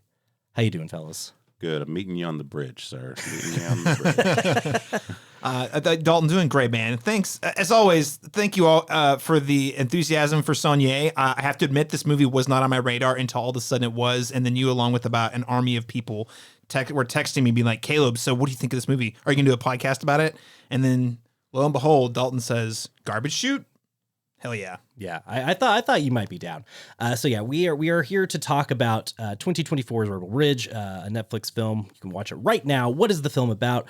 It stars Aaron Pierre as a former U.S. Marine Corps enlistee officer. They never get into his former rank, do they? Other than what he did. Do they say his rank when they read his rap sheet? Anyway, not important. What is important? He's on Wikipedia though. What's important? He's on the Wikipedia page for Marine Corps martial arts program.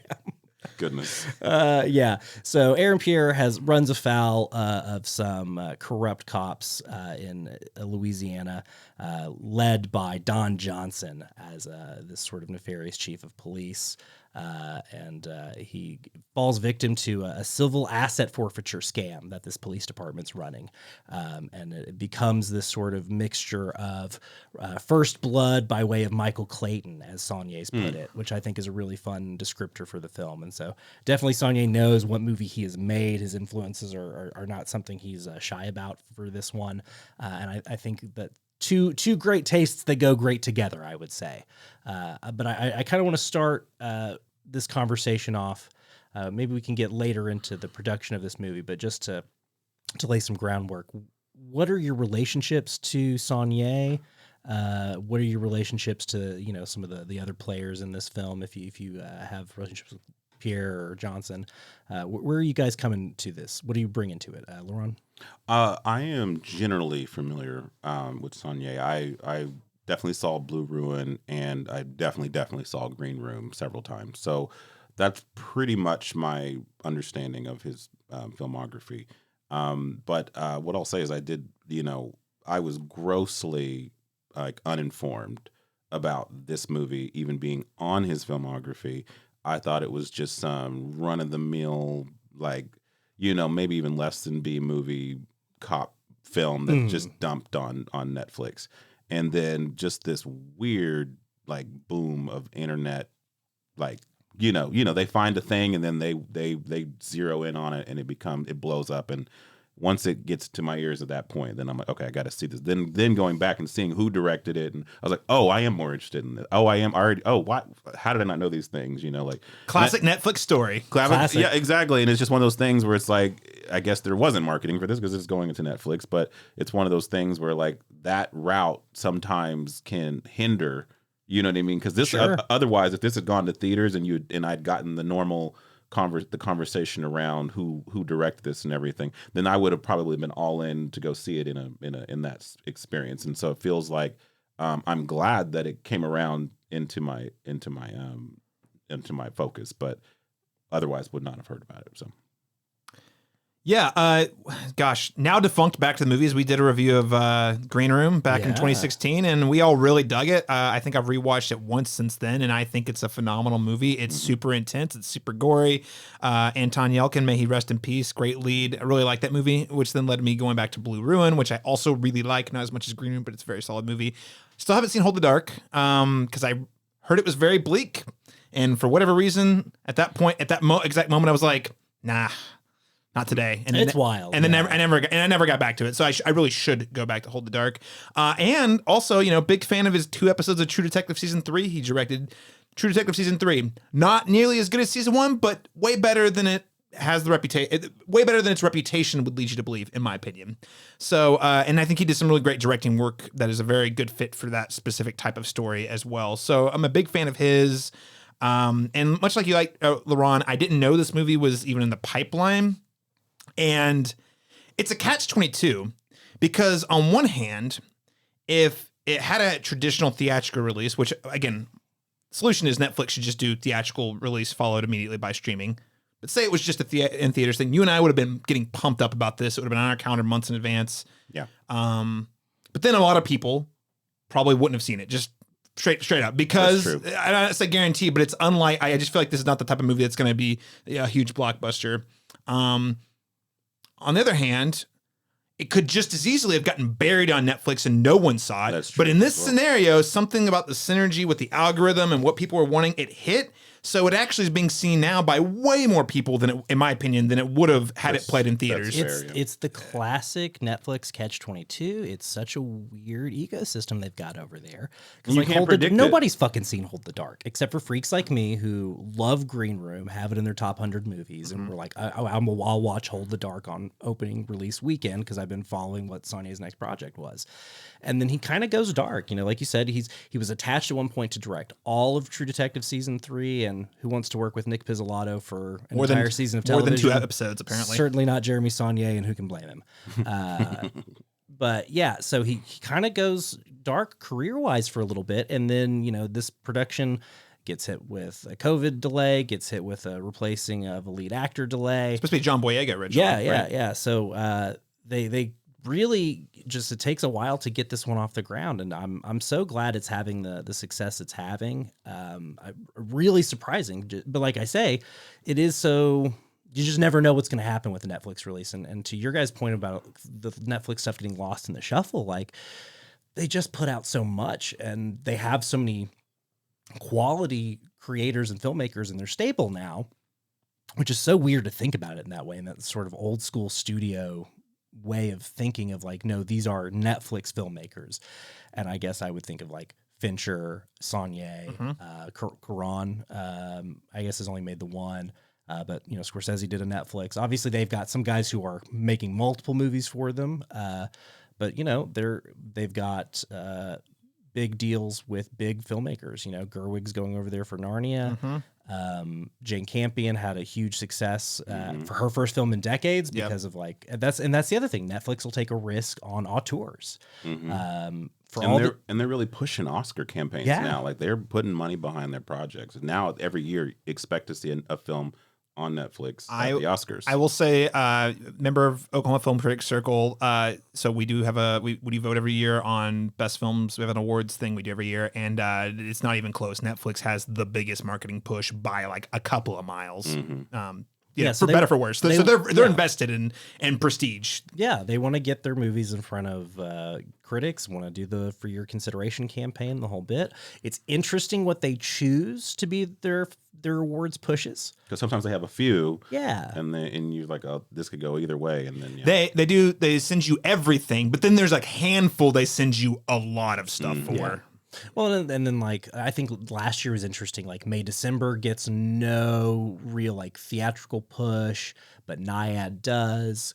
So it's I'm always fascinated by what they're doing over there, just because it kind of baffles and frustrates me sometimes. When sometimes it has to do with the filmmakers they're working with, like like if you're working with like a Scorsese or something, like you're gonna play it, and you're gonna get a different kind of push than a Power of the Dog sort of thing. So it's it's a little different with every movie every year. So now, business stuff aside, and we kind of gotten that table setting out of the way, I do want to talk about the other, I think, real world table setting that's worthwhile for Rebel Ridge. We've kind of laid out the groundwork for you of what this film is about, but if you don't know what civil asset forfeiture is, you might still be wondering, wait, so what's the movie about, Dalton? Well, the civil asset forfeiture is when the cops take your money, and the burden of proof that the money's legit is on you, in simplest and shortest terms. It's been around for a while. The Marshals Service was like the first big beneficiary of it, and it was intended to deal with cartel money, as they talk about in Rebel Ridge. But ultimately, it's become a much little nastier tool. Were you guys aware of this sort of quirk of the justice system before the film? I was not, and it was actually pretty enraging to watch unfold, and to think that they actually have a legal basis to do so. And that's definitely like that extra added piece of corruption that exists in our system that, again, many people don't know about, but should, so yeah. Yeah, here's the thing. I did not know about it.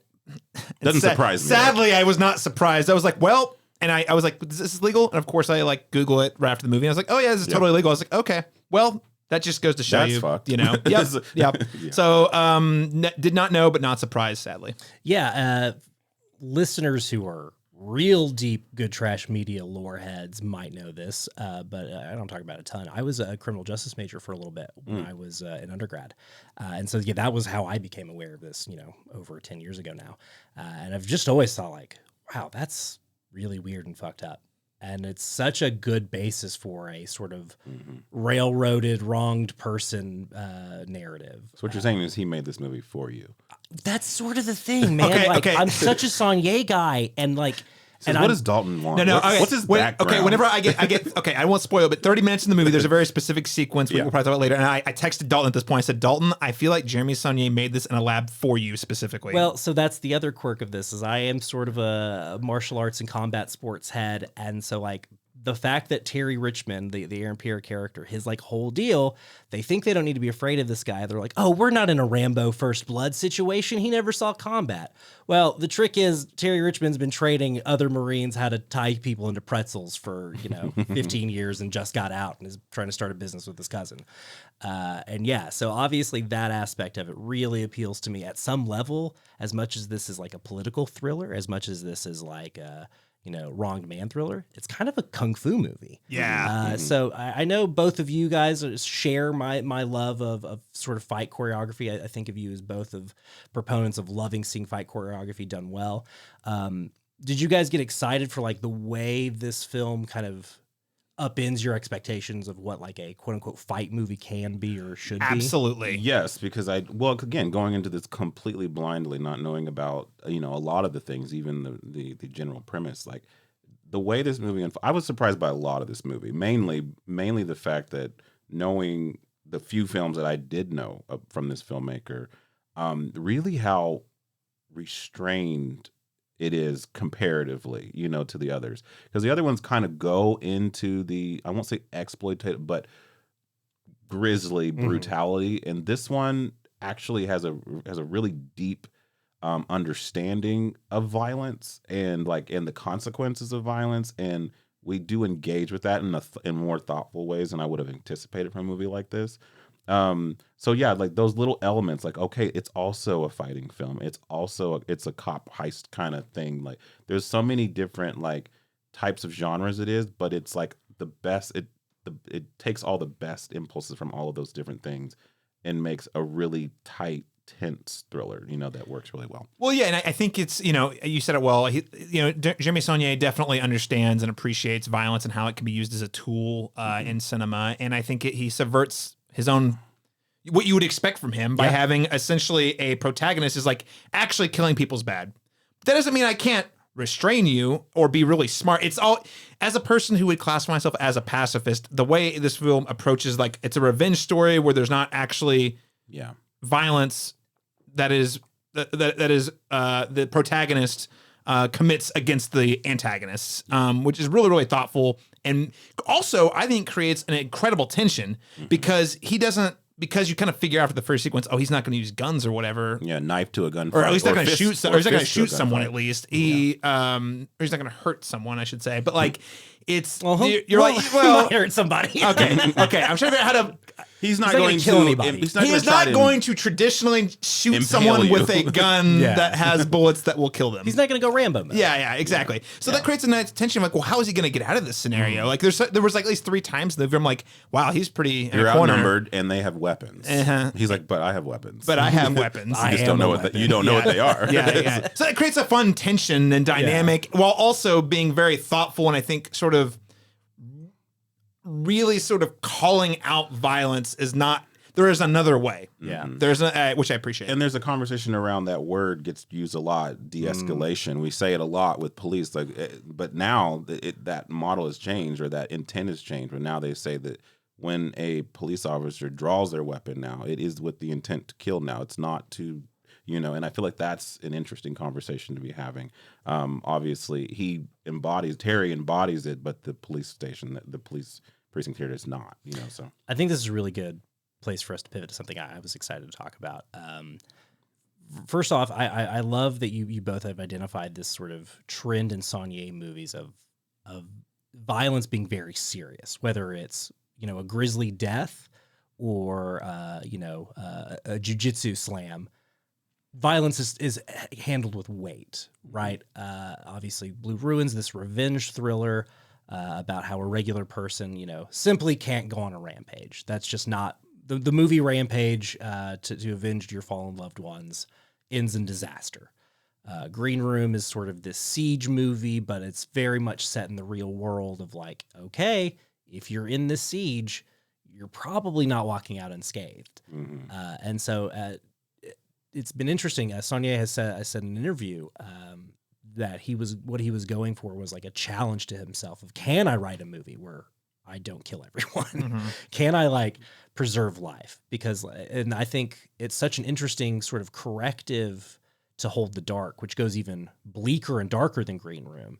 And so for the next project to be this interesting pivot that says, as sort of Laurent, as you were saying, it's going to take violence even more seriously and say like, there's such a human cost to this that at all costs we must preserve life, which is a really interesting sort of philosophy for an action film to have, especially an action film that's sort of about the difference between state violence and civilian violence. And sort of, Laurent, you talked about how often we sort of use words like violence and de-escalation and how these words have different meanings in different contexts.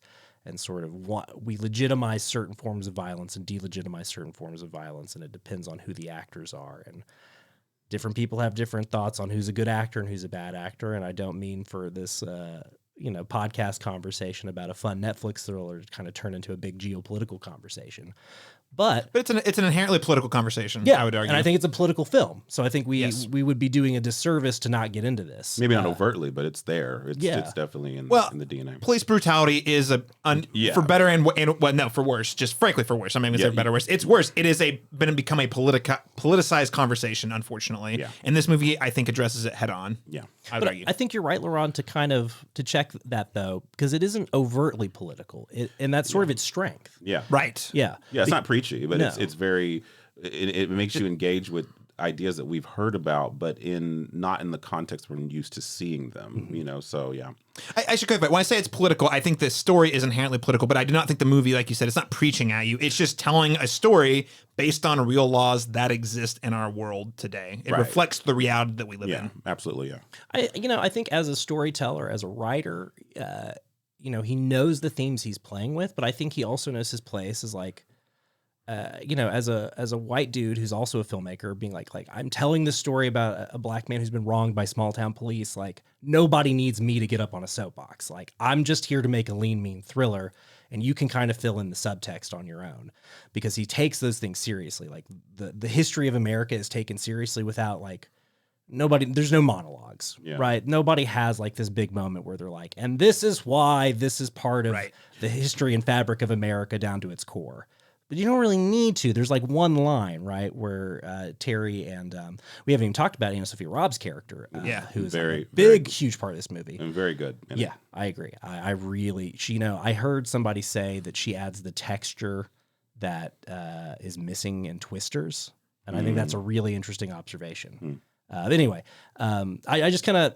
I didn't mean to get off on my own tangent. I just kind of wanted to lay the groundwork for what I think this film is doing as far as how it engages with politics and this question of violence, and as it pertains to like larger histories. What did that do for you guys? Where are you at on sort of, I know we've talked about this film taking violence seriously, but how do you see like Terry Richmond's mission and tactics, I guess? I found his what I loved from the very first scene, because this movie hooked me, because I kept saying, like, I was like, I'm gonna watch this maybe begrudgingly because I don't know what it is, and then but then very quickly they established Terry's character as very astute. He's very intellectual. He very much understands the law. He knows what he can get away with. He knows how far he can get away with. You know what I mean? Like how far, like, you know what I mean? He can engage with it and live in that space. Not everyone is going to have that same Rolodex of knowledge, that they're equipped with. And that adds a little bit of like, he's a formidable foe to them. They're starting to realize that because he's kind of waxing poetics with them. I found that really compelling throughout, and just seeing like, as the stakes get bigger and bigger and bigger, how is he going to navigate in this space? I love that dynamic of it. He's not just because typically with movies like this, you would just see a helpless black, character that just doesn't understand any of that and is not really, it's doomed to fail in this system. And here you have someone who understands it very deeply. And so that was really compelling to see too. And also asked me to engage a little bit deeper with it. In regards to like Anna Sophia, like I also was worried with that particular character as much as I was enjoying her performance. I was like, I pray they're not going the white savior route with this particular, because it felt like it was teetering on that, and it never does. And I was very refreshingly surprised that they pulled back on that as well. She's there in a very meaningful way with the story, but Terry is very much driving everything that's happening here. Yeah, so. And on another tip, like as much as Terry does end up in a position where he has to save her, they don't really damsel in distress her too much. They take her like seriously as a character. Yeah, and I think it's a real partnership that they have. Which Absolutely, is cool. They're very much equals and not in different ways. They have different strengths and different. Something else you mentioned about the way like Terry handles things is like his astuteness of and his understanding of their motivations. It really does make these conversations as much of a set piece as the fight scenes, which is so cool. I think really of one in particular phone call late in the movie that Terry has with the Don Johnson character, whose name is escaping me, the chief. Chief Sandy Burns. Chief Burns, of course. With two ends. Yeah. Just to distinguish him from, the evil Burns from The Simpsons, I assume. Also ends with an E. You don't see that often. Okay. Anyway, so he calls Chief Burns and he's, I was never in a street fight before this whole thing. I'd only ever rolled in the gym. And he says, oh, I had. And Terry's like, yeah, I picked up on that. And sort of did just that little these are both men who know how to handle themselves physically, but they have very different experiences of what that looks like. And sort of like I feel like that phone call is sort of an encapsulation of like both the dialogue action, but also alluding to the physical action in a really interesting way. Caleb, I haven't let you get in on this yet, though. Yeah, I mean, I think that because Lauren said, especially when you think about the specific interactions, you guys have highlighted that really well. I think a thing that I appreciate about the movie, and again, I'm not trying to sit here and say, oh, it's a hyper political movie. It tells a story, and I love how it's grounded in reality. In that, you see how these systems inherently are failing everyone. And how certain individuals within said systems who are in this case, they both benefit and lose, but they're because of the position of holding sheriff, they're able to manipulate the system to benefit. But again, they're only put in this position because of a lawsuit that had happened previously. Again, sounds like it was a pretty rightful lawsuit, but that kind of gave them leeway to exploit a loophole in the system that would like victimize anyone theoretically, but probably disproportionately a certain type of person, so they could make money. So I thought sort of tying and it was personal, but I also think it was personally motivated. I'm a sheriff. I need a police force. We've got to get money somehow. The system's not getting it to me. We're bankrupt. So what do? I just go find punks on the street that I'll just steal money from, essentially. And so it is an institutional problem that is. But the real conflict is personally motivated. So sort of tying and showing the connection between a failing system along with a personally motivated person whose motivations from a business perspective, as a guy running a sheriff's department, you're like, well, I love it all makes sense. And it's broken. Deeply and upsetting.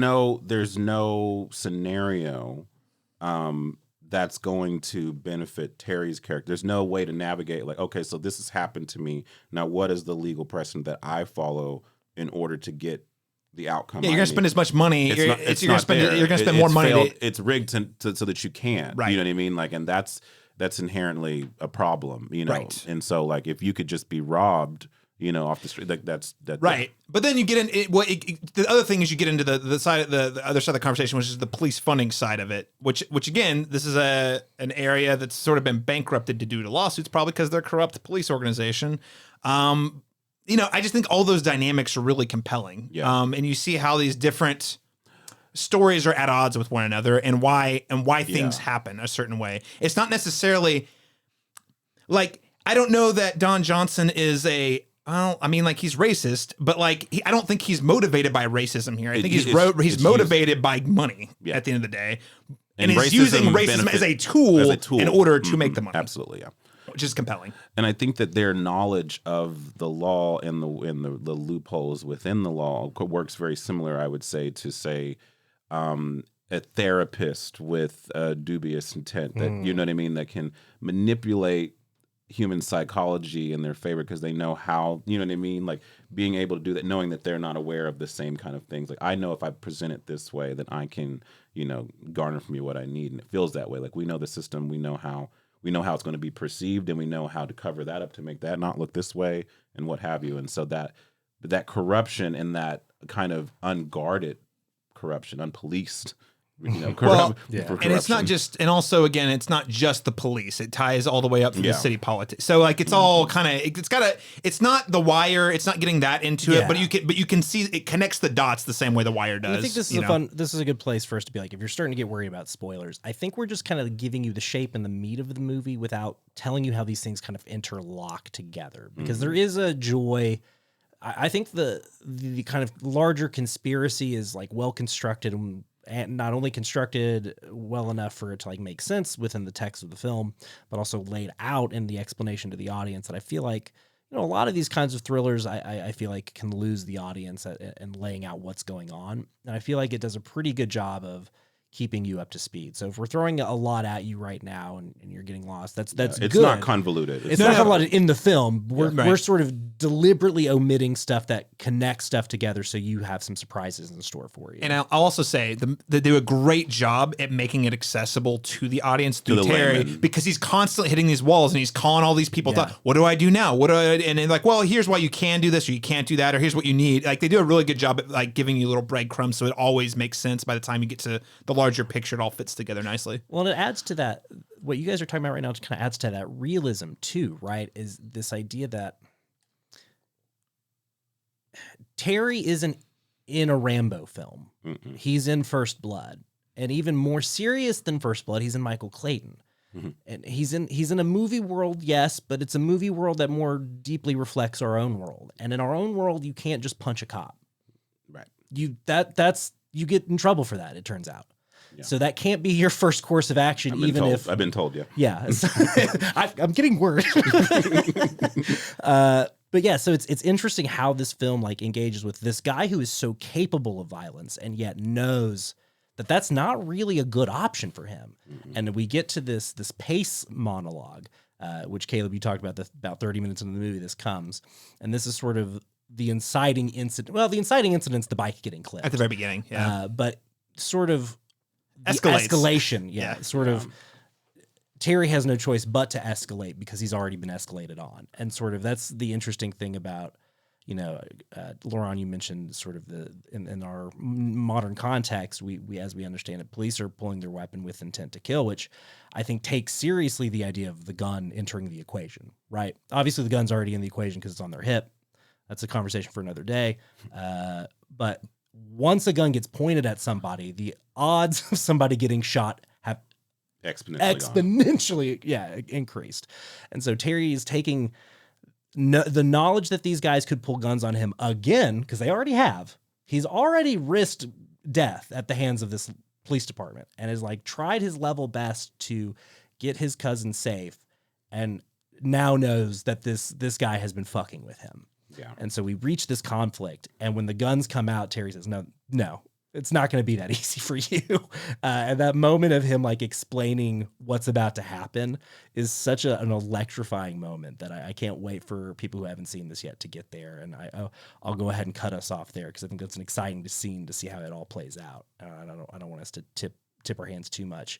But with that said, it is for me one of the moments of the movie. Are there any other big moments without spoiling any surprises for our audience who might not have seen the film yet? Are there any big moments that you want to tell people to kind of be prepared for and look out for that you think are especially like part of the film's fabric? I mean, just any scene at the sheriff's office, any of them. And there are multiple, and they're all really good. even just some of the dialogue scenes at the sheriff's office are very intense. Yeah. And that's what I love about this movie is that like even without any kind of gratuitous violence, it's still very tense.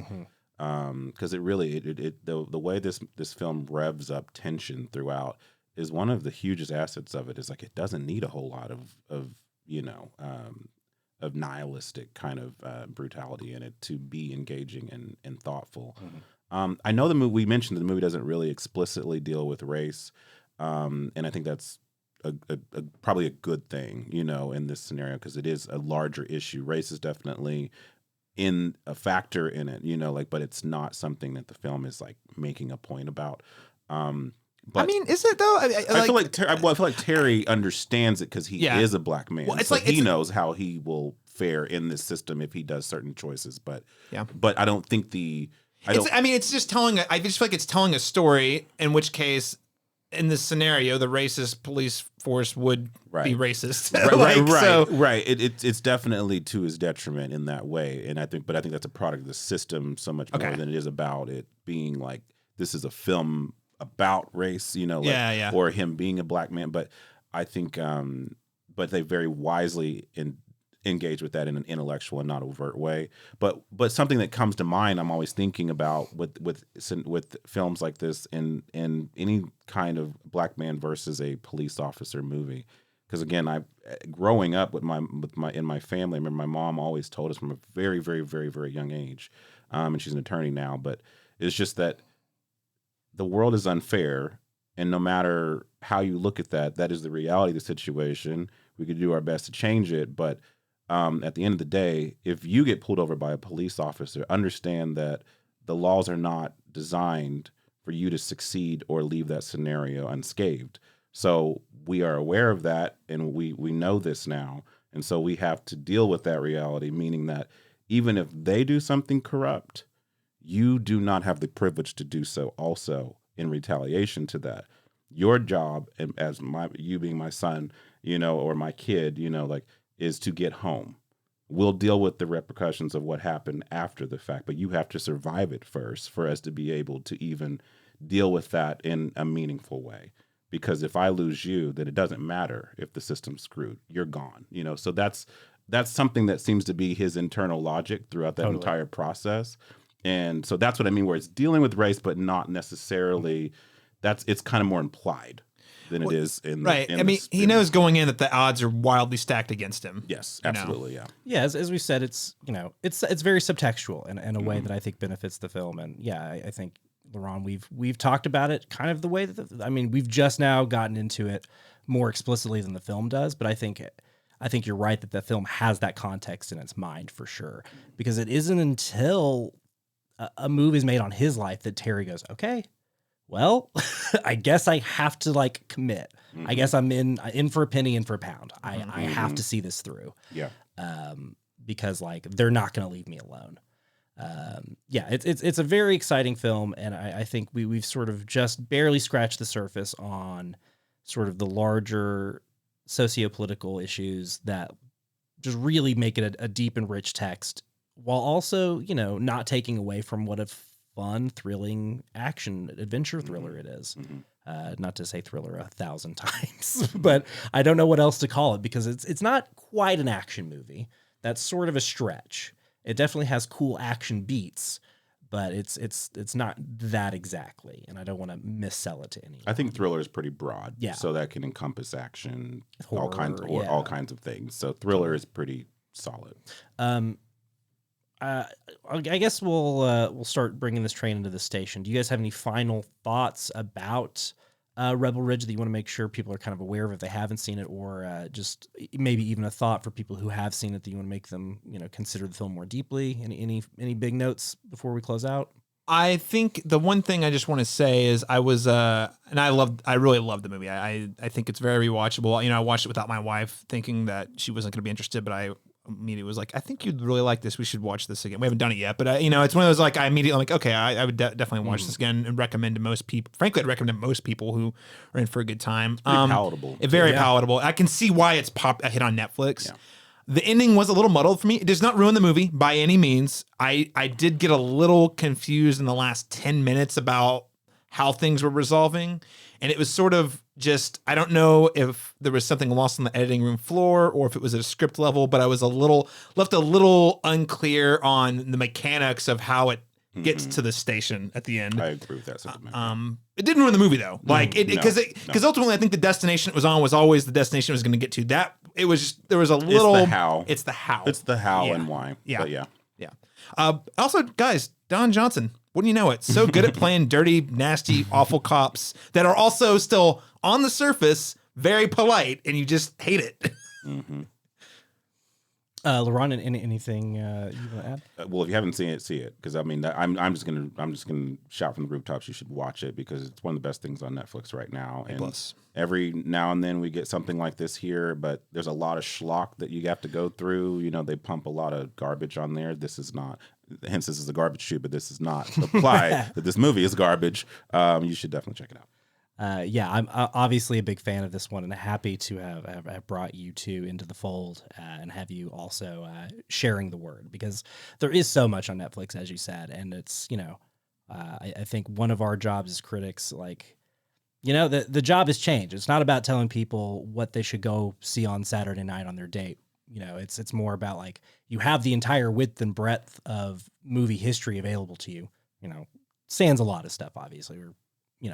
The internet offers you a lot of options, let's say.